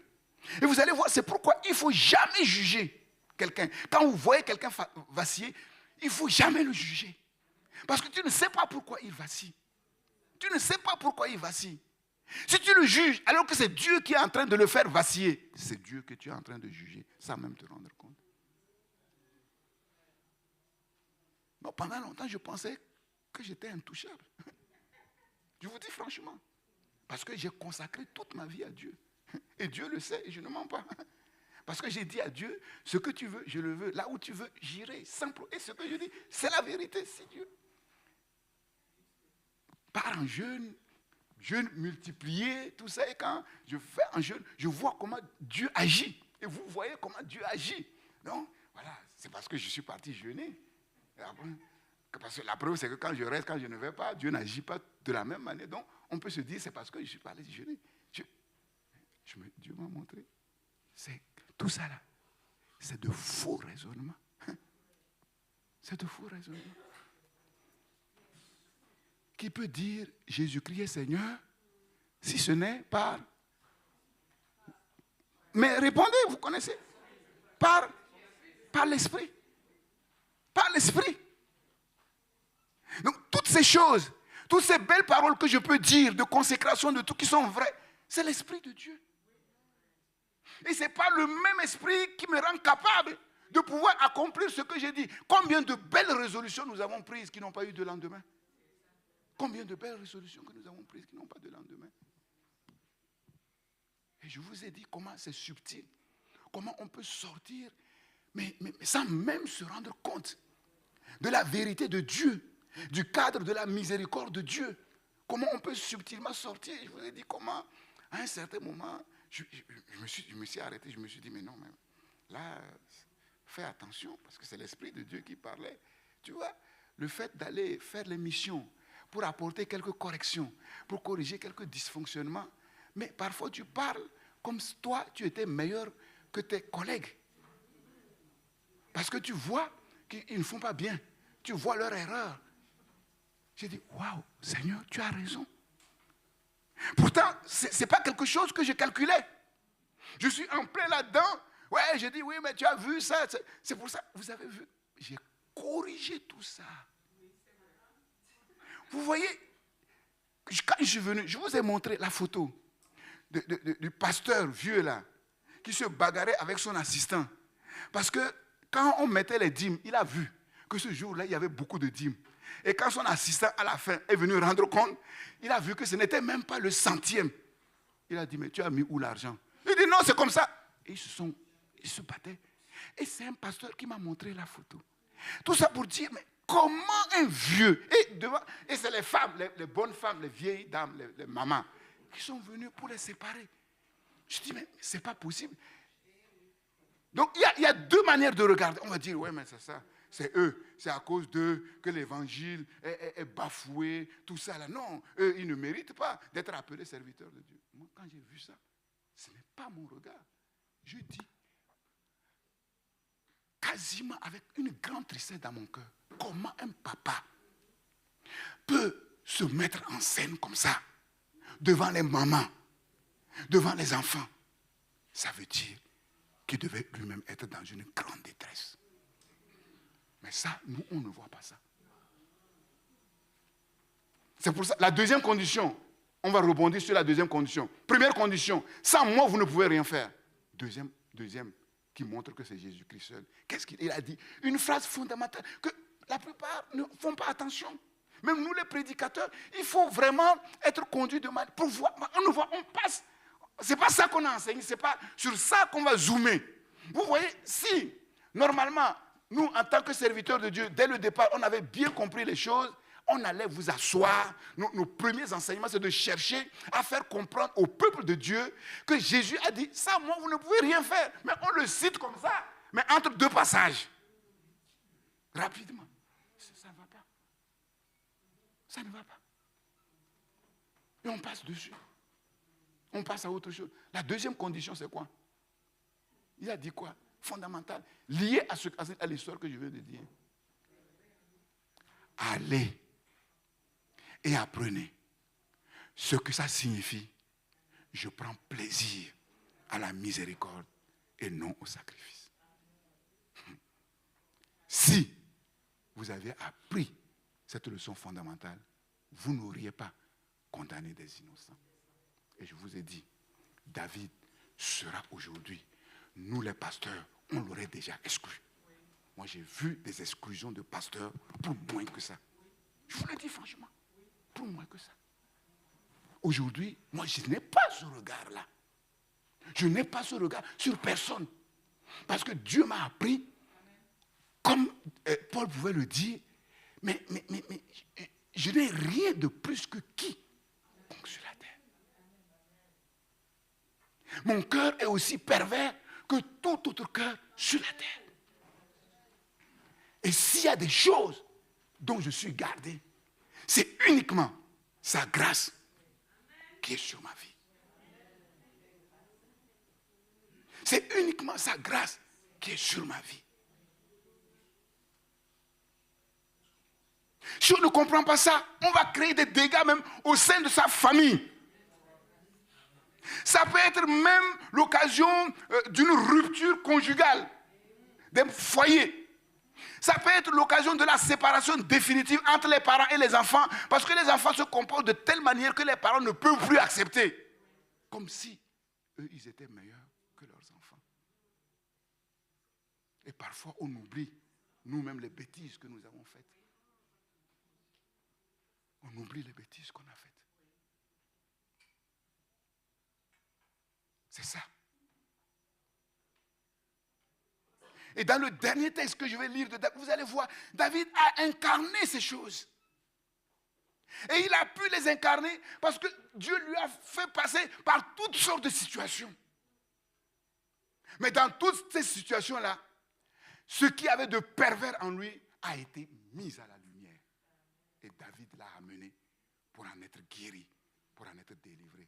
Combien aujourd'hui d'enfants de Dieu qui font semblant d'être très spirituels, mais leur cœur est pourri. C'est facile d'imiter la spiritualité. La chair fait exactement la même chose que l'esprit. Parfois même, la chair fait plus. Regarde ce que Paul a fait par la chair. L'esprit ne fait pas ça. L'esprit n'envoie pas des gens pour tuer à cause de Dieu. Mais la chair l'a poussé pour tuer à cause de Dieu. La chair fait plus. Si vous regardez bien, vous allez voir. Les fausses religions travaillent plus que nous. Ils travaillent plus que nous. Ils font plus que nous. Ils font plus que nous. Ils font plus que nous. Donc c'est sérieux. C'est la grande révélation. Jésus-Christ, lui seul. Parce que c'est lui qui est le don de la justice. Si votre justice ne surpasse pas celle des scribes, il n'y a pas de justice sur la terre qui puisse humainement dépasser celle des scribes. Vous n'entrerez pas dans le royaume de Dieu. Parfois, on voit des gens, on dit, ah ouais, lui, il est intègre, il est carré. Ah, ça, on n'est pas sauvé à cause de notre intégrité. On n'est pas sauvé à cause de notre bonne moralité. Et nous savons qu'il y a la fausse bonne moralité et la vraie bonne moralité. Nous le savons. Même si tu donnais tout est bien pour la nourriture des pauvres. Waouh, quel grand homme. Même si tu vas même plus loin, donner même ton corps à être waouh, le monde va. Mais Dieu dit zéro. Pointé. Tu n'es rien. Tu n'as rien si tu agis en dehors du cadre de Dieu, de l'amour de Dieu, de la miséricorde de Dieu. Je prends plaisir à la miséricorde et non au sacrifice, si grand soit-il. Si grand soit-il. C'est lui, Jésus, qui est la justice de Dieu, le don de la justice de Dieu. En lui se trouve toute la plénitude de la grâce et nous avons reçu de sa plénitude grâce sur grâce. Il est la source de la miséricorde.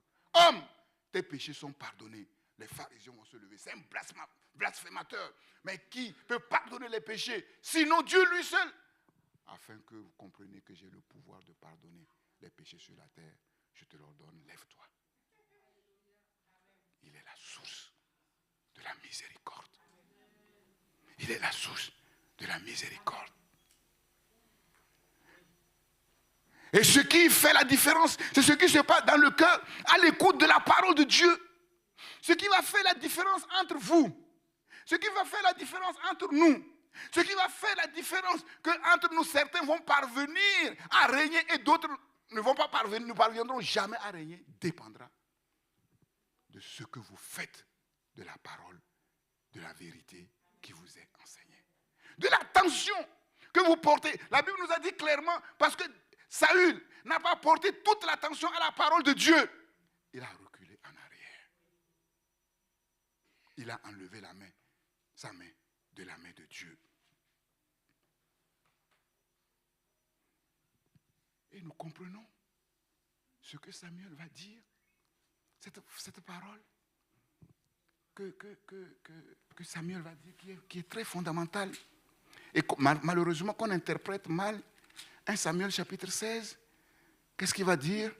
Lorsque Dieu va l'envoyer pour trouver effectivement l'homme selon le cœur de Dieu, celui qu'il a choisi pour remplacer Saül, quand il va arriver à la maison, on va présenter les enfants d'Isaïe, il va voir Eliab.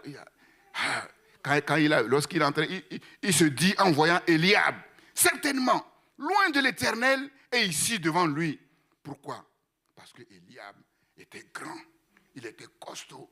Quand tu le vois, c'est un guerrier. Là, tu vois que c'est un champion. C'est un champion. On n'a même pas besoin de te dire. Donc, vous voyez, même Samuel peut tomber dans le panneau.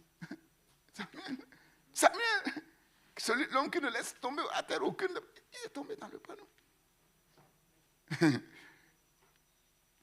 Et qu'est-ce que Dieu va lui dire? Samuel, bon, tu n'as pas encore complètement appris de Saül. Saül était grand. Il était, voilà.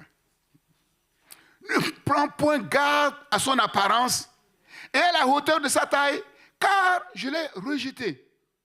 L'Éternel ne considère pas ce que considère l'homme. L'homme regarde à ce qui frappe les yeux, mais l'Éternel regarde au cœur. Mais là aussi, on l'a mal interprété. On l'a mal interprété. Ne prends pas garde à son apparence et à la hauteur de sa taille, car je l'ai rejeté. Dieu ne l'a pas rejeté parce qu'il était grand. Ce n'est pas ce que Dieu veut dire. Parce que sinon, ceux qui vont régner, là, on va les chercher dans les petits. Est-ce que c'est ça que Dieu est en train de dire? Non. Ce n'est pas sa taille. Mais il y a quelque chose de plus important que la taille.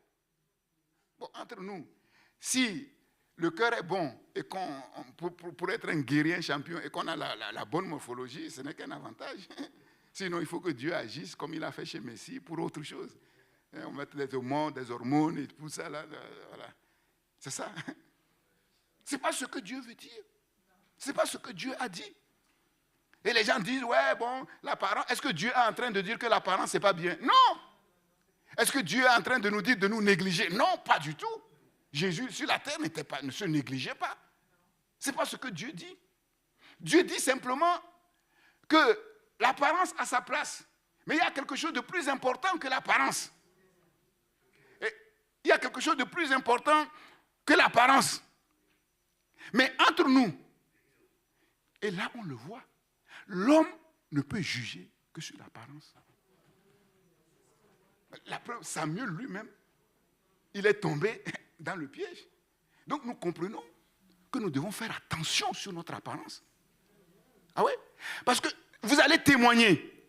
Les gens vont vous juger d'abord sur votre apparence. Je vous dis clairement. Les gens vont vous juger sur votre apparence. Si vous témoignez, et puis pendant que vous êtes en train de parler assis, vous écartez vos jambes et celui à qui vous témoignez, il voit un trou sur votre pantalon entre vos jambes. S'il voit ça, tout ce que vous allez dire, ça va passer en haut. Ça va passer en haut. Personne ne vous croirait. Parce que l'homme ne peut pas juger autrement que sur l'apparence. Il n'a pas d'autres critères. L'homme ne peut pas voir le cœur. Il ne peut pas lire dans le cœur. Voilà pourquoi parfois dans les mariages, il y a des problèmes. Parce qu'on a jugé l'autre sur ce qu'on a vu. Mais on n'est pas rentré dans le cœur pour voir ce qu'il y a dans le cœur. Et c'est après, quand on est ensemble, que ce qu'il y a dans le cœur se manifeste. Et si on ne fait pas attention, ça pose des problèmes. Ça pose des problèmes. Et vous allez voir, tous les juges de la terre, ils jugent selon l'apparence. On va chercher des vices de forme. Des vices de forme. De procédure. Plus important que ce qu'on voit, il y a ce qu'on ne voit pas. Le cœur. La parole invisible. Est-ce qu'on voit la parole? Non. La parole invisible. Garde ton cœur plus que toute autre chose. Car de lui viennent les sources de la vie. Et plus loin, Proverbe 26, mon fils, ma fille, donne-moi ton cœur. Parce que Dieu sait que personne ne peut garder par lui-même son cœur. Personne. La preuve, c'est que vous ne faites même pas l'exercice. On ne fait même pas l'exercice. Combien de fois vous vous posez la question dans la journée, je vais garder mon cœur? Qui se réveille en disant, aujourd'hui, je vais garder mon cœur? Parce que pourtant, Dieu a dit que c'est ça là, le plus important. Mais personne, on passe, on saute. Vous voyez, les choses fondamentales, on les zappe. Mais c'est normal que ça ne marche pas. C'est normal. Et on va sur autre chose. On va sur autre chose. Voilà pourquoi c'est en Dieu que nous devons faire confiance. Si nous faisons confiance seulement à un homme, tôt ou tard, on va être déçu. Si nous faisons confiance à un homme à cause de Dieu, on ne sera pas déçu. On ne sera pas déçu. C'est ça. Plus important que tout, c'est ce qui n'est pas visible, c'est la parole de Dieu. Et nous connaissons la parabole des semences. Le semeur et sa semence, cette parabole nous enseigne qu'en vérité, il n'y a que 2 catégories de personnes, 2 catégories d'êtres humains sur la terre. Et ces 2 catégories d'êtres humains sur la terre, en fait, c'est leur attitude vis-à-vis de la parole de Dieu. Ce n'est pas de par leur naissance, ce n'est pas de par leur éducation, ce n'est pas de par leur race, de leur écriture, c'est de par la manière dont ils écoutent et ils reçoivent la parole de Dieu. Matthieu chapitre 13, verset 23. Il y a ceux qui ont reçu dans la mauvaise terre. Et nous savons que la terre là nous parle du cœur. Mais celui qui a reçu la semence dans la bonne terre, c'est celui qui entend la parole. Donc, premièrement, il faut avoir le privilège d'entendre la parole. Je vous ai dit, entendre la parole. Tu as beau chercher dans la philosophie sur Google, sur Snapchat, tu as beau faire tes recherches et découvrir des choses intéressantes dans la philosophie que Socrate a dite et tout. Ça ne te servira à rien. Ça ne te servira à rien. Prie seulement pour que tu aies l'occasion d'entendre la vraie parole de Dieu. Et vous savez, toutes les paroles qu'il y a sur les réseaux sociaux, c'est là où il faut trier. Ce que tu écoutes là, est-ce que tu es sûr que c'est la parole de Dieu que tu écoutes? C'est ça.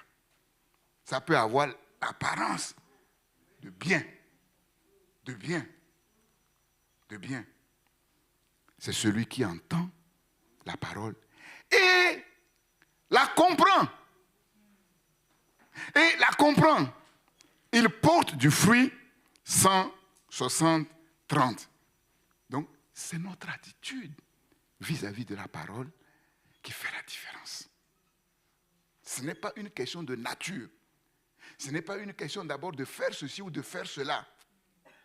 Notre amour pour la vérité de la parole de Dieu. J'ai déjà prêché là-dessus. Marc, le parallèle dans Marc 4, 20, d'autres, ceux qui ont reçu la parole, la bonne terre, ceux qui sont qualifiés pour régner, d'autres reçoivent la semence. Ce sont ceux qui entendent la parole, la reçoivent. Là, Matthieu ajoute, la comprennent. On peut comprendre et ne pas accepter. La reçoivent.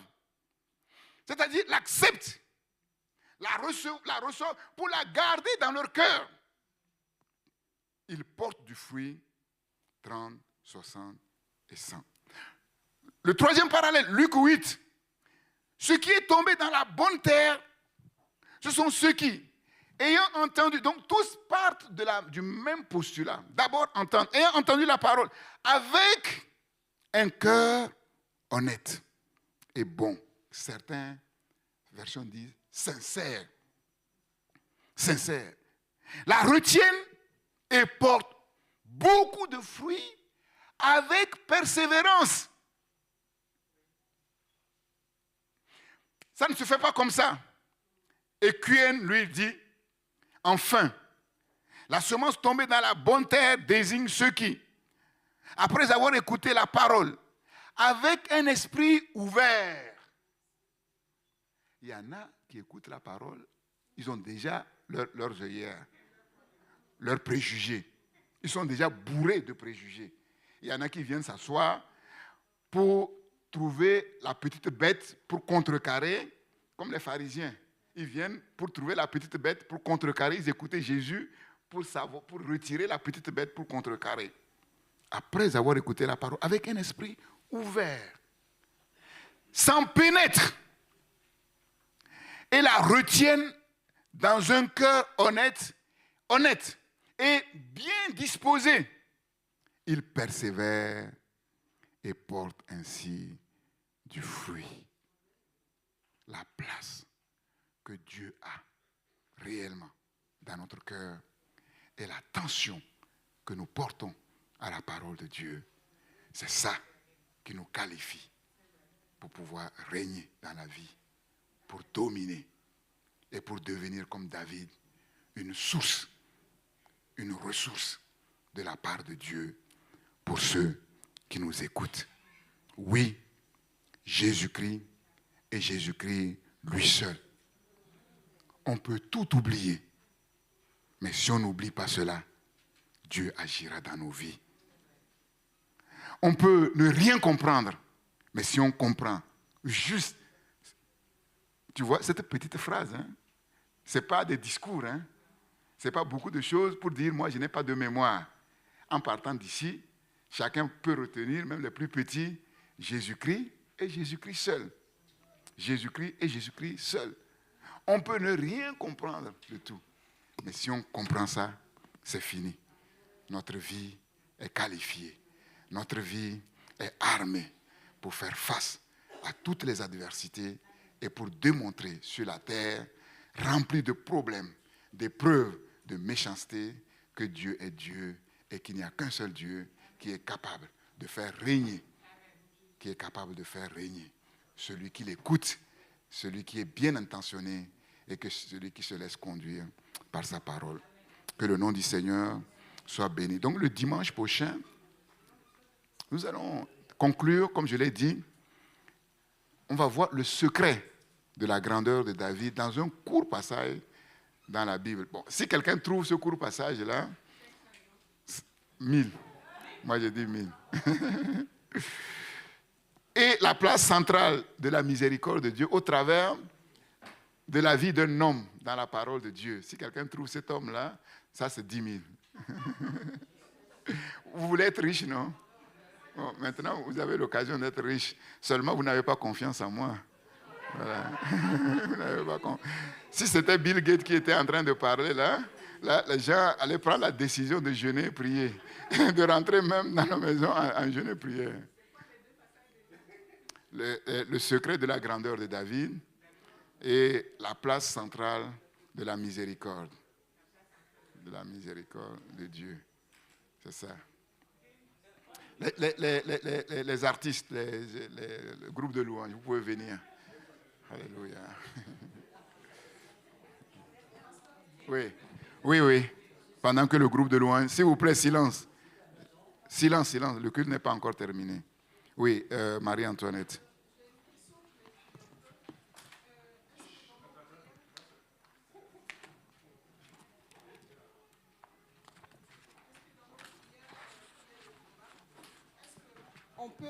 On peut prier pour la mort de nos ennemis. Non. Pourquoi?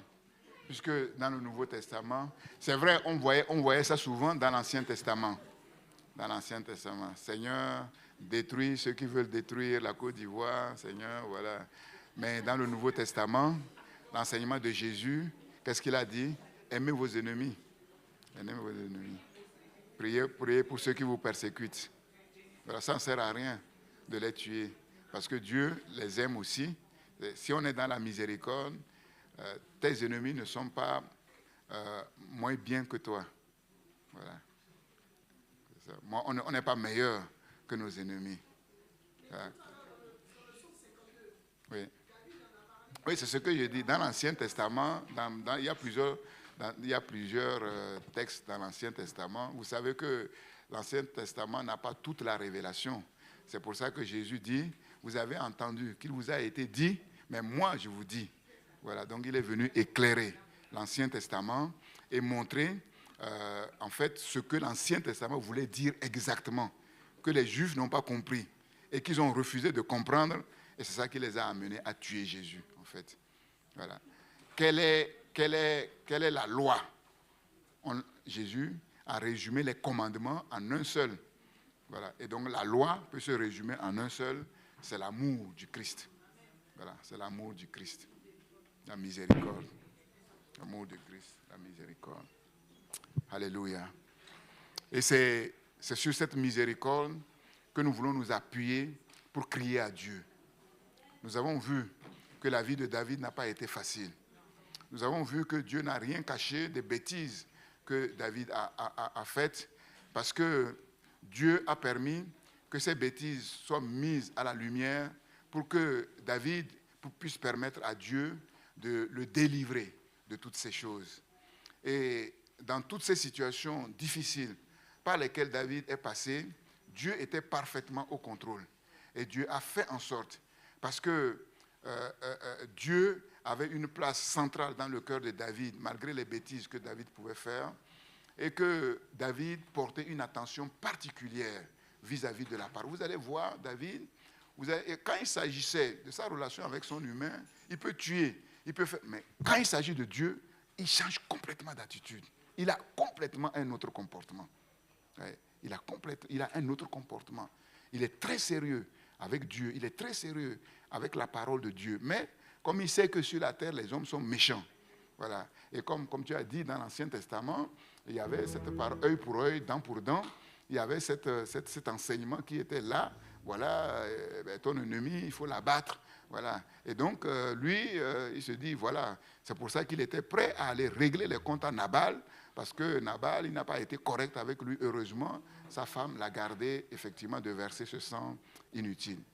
Donc, nous voyons que, si nous regardons bien nos vies, nous allons voir que, effectivement, nous sommes dans ce tableau-là. Donc, nous ne désespérons pas. Nous ne désespérons pas. Nous regardons à la parole qui nous est prêchée. Nous regardons aux exemples que Dieu nous a donnés et nous nous focalisons sur Jésus-Christ, lui seul, pour le laisser faire ce qu'il veut faire au travers des situations par lesquelles il nous fait passer. Et Dieu ne se trompe pas. Et Dieu est capable, effectivement, de nous donner la victoire comme il a fait au travers de la vie de David. Oui.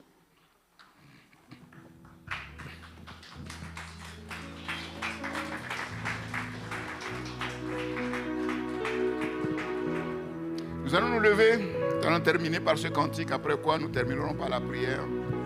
Béni soit le Seigneur.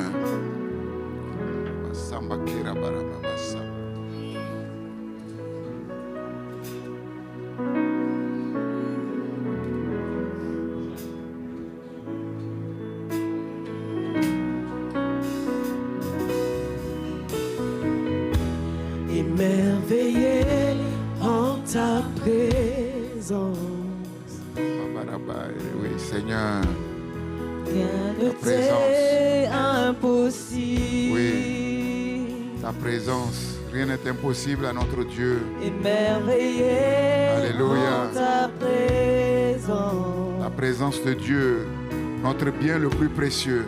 La joie me Alléluia. remplit d'espérance. La joie dans la présence, la communion du Seigneur qui Il n'y a libère à nous. personne comme toi. Alléluia. Jésus. Alléluia. Personne n'est comme toi. Tu es le plus grand, Sur toute la terre. l'homme le plus fort. Il n'y a personne comme toi. Tu es le plus beau des fils de l'homme. Jésus. La grâce est répandue sur tes lèvres. Personne n'est comme toi. Personne ne peut s'asseoir à ta table. De grandes choses. Alléluia. Tes œuvres sont Seigneur de gloire, glorieuses. Toi, avec toi, nous ferons des exploits. Seigneur de gloire, personne ne peut délier les lacets de ses souliers. Seigneur, oui,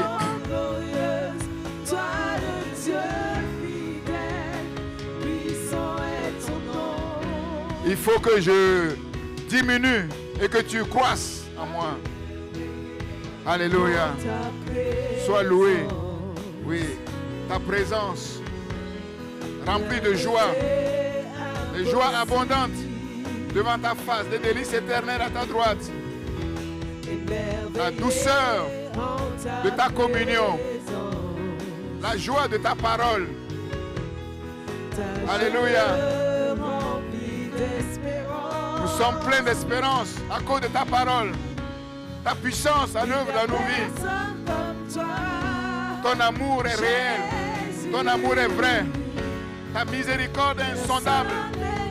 Nous voulons apprendre ce que signifie. Tu prends plaisir à la miséricorde. Personne dans le ciel, sur la terre, sous la terre. Oh Dieu de gloire, tu te distingues parmi les milliers, les milliards. C'est à raison que nous t'aimons, Seigneur. Nous ne nous appuyons pas sur un roseau cassé, mais sur le rocher des siècles. Seigneur, c'est toi qui fais de grandes choses en nous et au travers de nous. Que le monde te voit en nous et au travers de nous, Seigneur. Oui. Alléluia. Alléluia. Alléluia. Oui. Tu nous donnes de faire des exploits avec toi. Alléluia. Alléluia. Gloire à ton nom. Gloire à ton nom, Seigneur.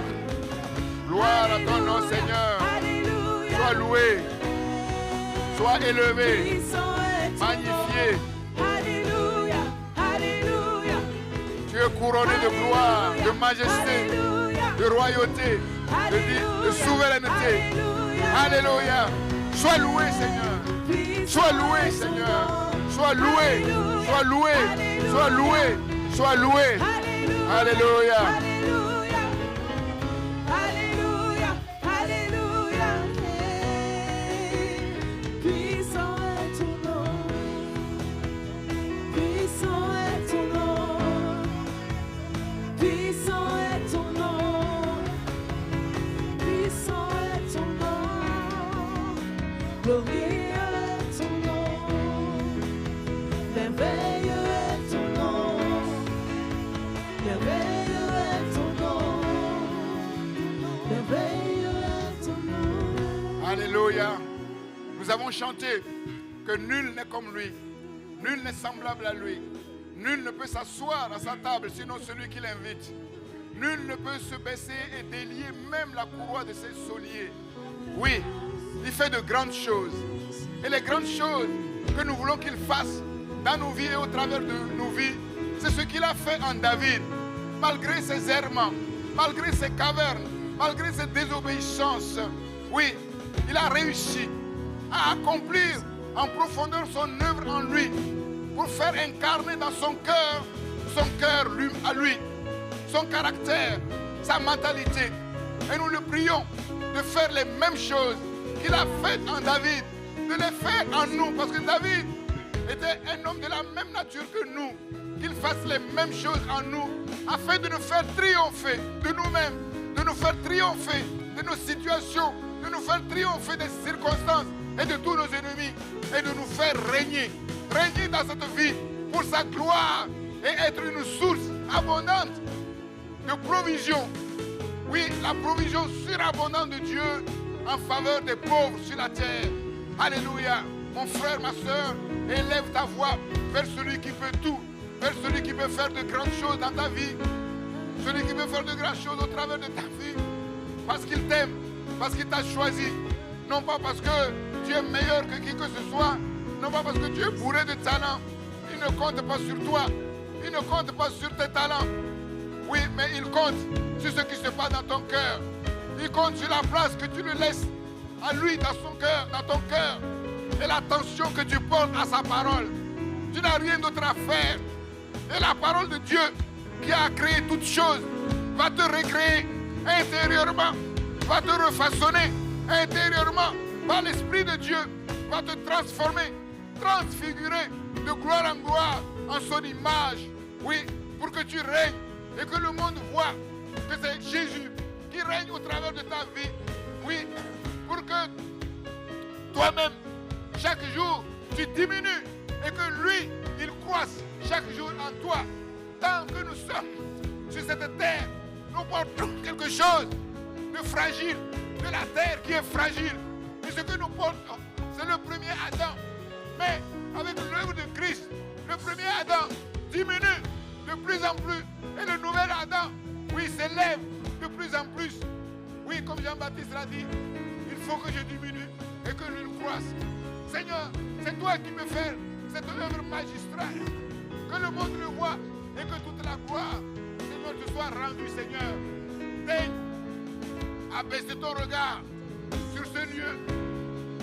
Seigneur, sur ton peuple, ce petit troupeau.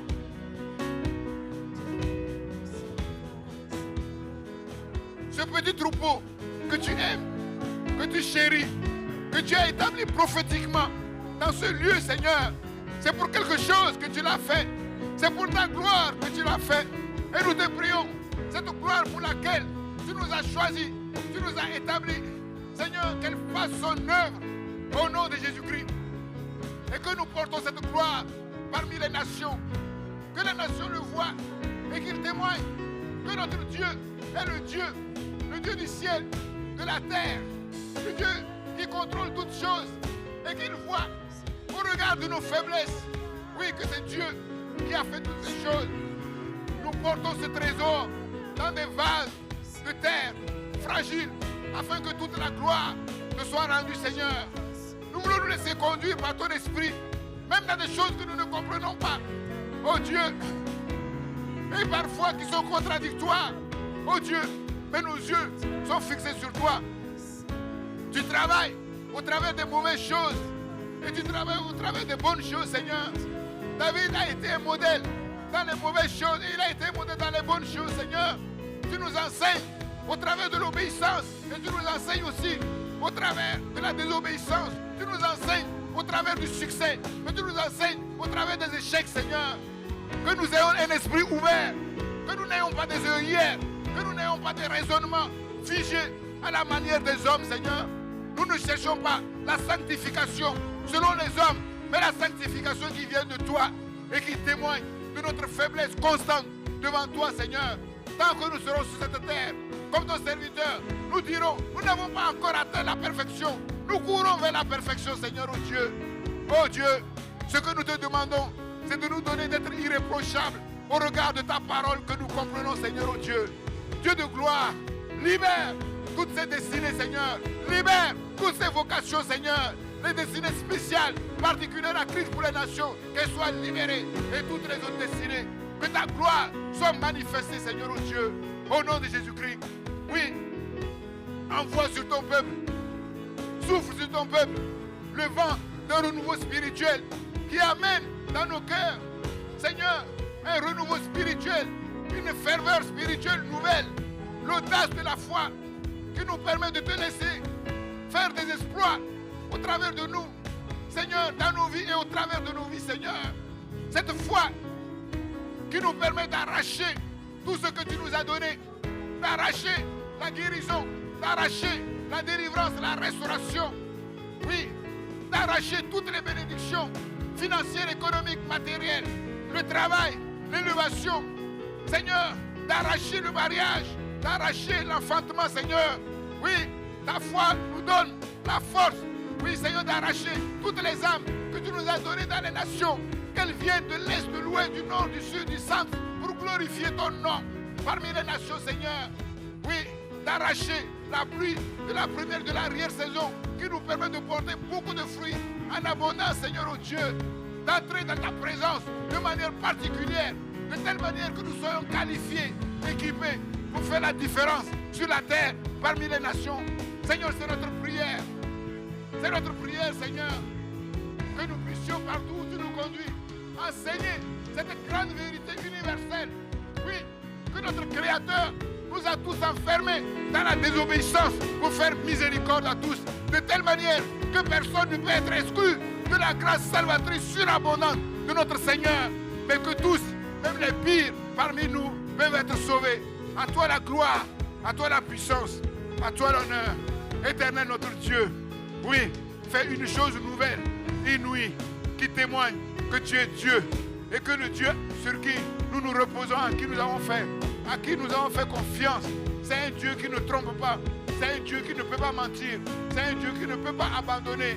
Sois loué, Seigneur, que les nations le voient et qu'elles se réjouissent ensemble avec nous, Seigneur. Oh Dieu de gloire, oui, que l'Esprit de Dieu nous donne de nous focaliser toujours sur toi et sur ta parole. À toi la gloire, notre Père Céleste, au nom de Jésus-Christ, notre grand frère Céleste, par le Saint-Esprit qui nous a été donné. Et nous disons Amen, Amen. Est-ce qu'on peut acclamer de toute notre force ce grand Dieu qui est capable de faire de grandes choses? Avec Dieu, nous faisons des exploits et il aplanit la voie devant nous et il écrase nos ennemis devant nous. Alléluia, que son nom soit béni. Alléluia, Alléluia, Alléluia, Alléluia, Alléluia, Alléluia. Puissant est ton nom. Alléluia, Alléluia, Alléluia, Alléluia, Alléluia, Alléluia. Puissant est ton nom. Alléluia, Alléluia, Alléluia, Alléluia, Alléluia, Alléluia. Puissant est ton nom. Puissant est ton nom. Puissant est ton nom. Merveilleux est ton nom. Puissant est ton nom. Puissant est ton nom. Puissant est ton nom. Puissant est ton nom. Puissant est ton nom.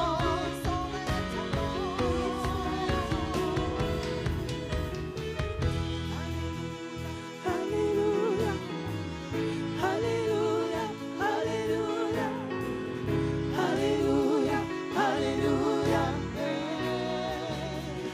Puissant est ton nom.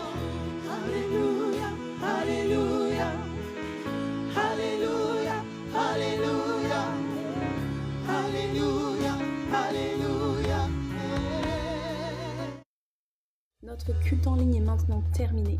Merci à tous de nous avoir suivis. Vous pouvez nous suivre sur christpourlesnations.com. Nous vous souhaitons une excellente semaine. À dimanche prochain.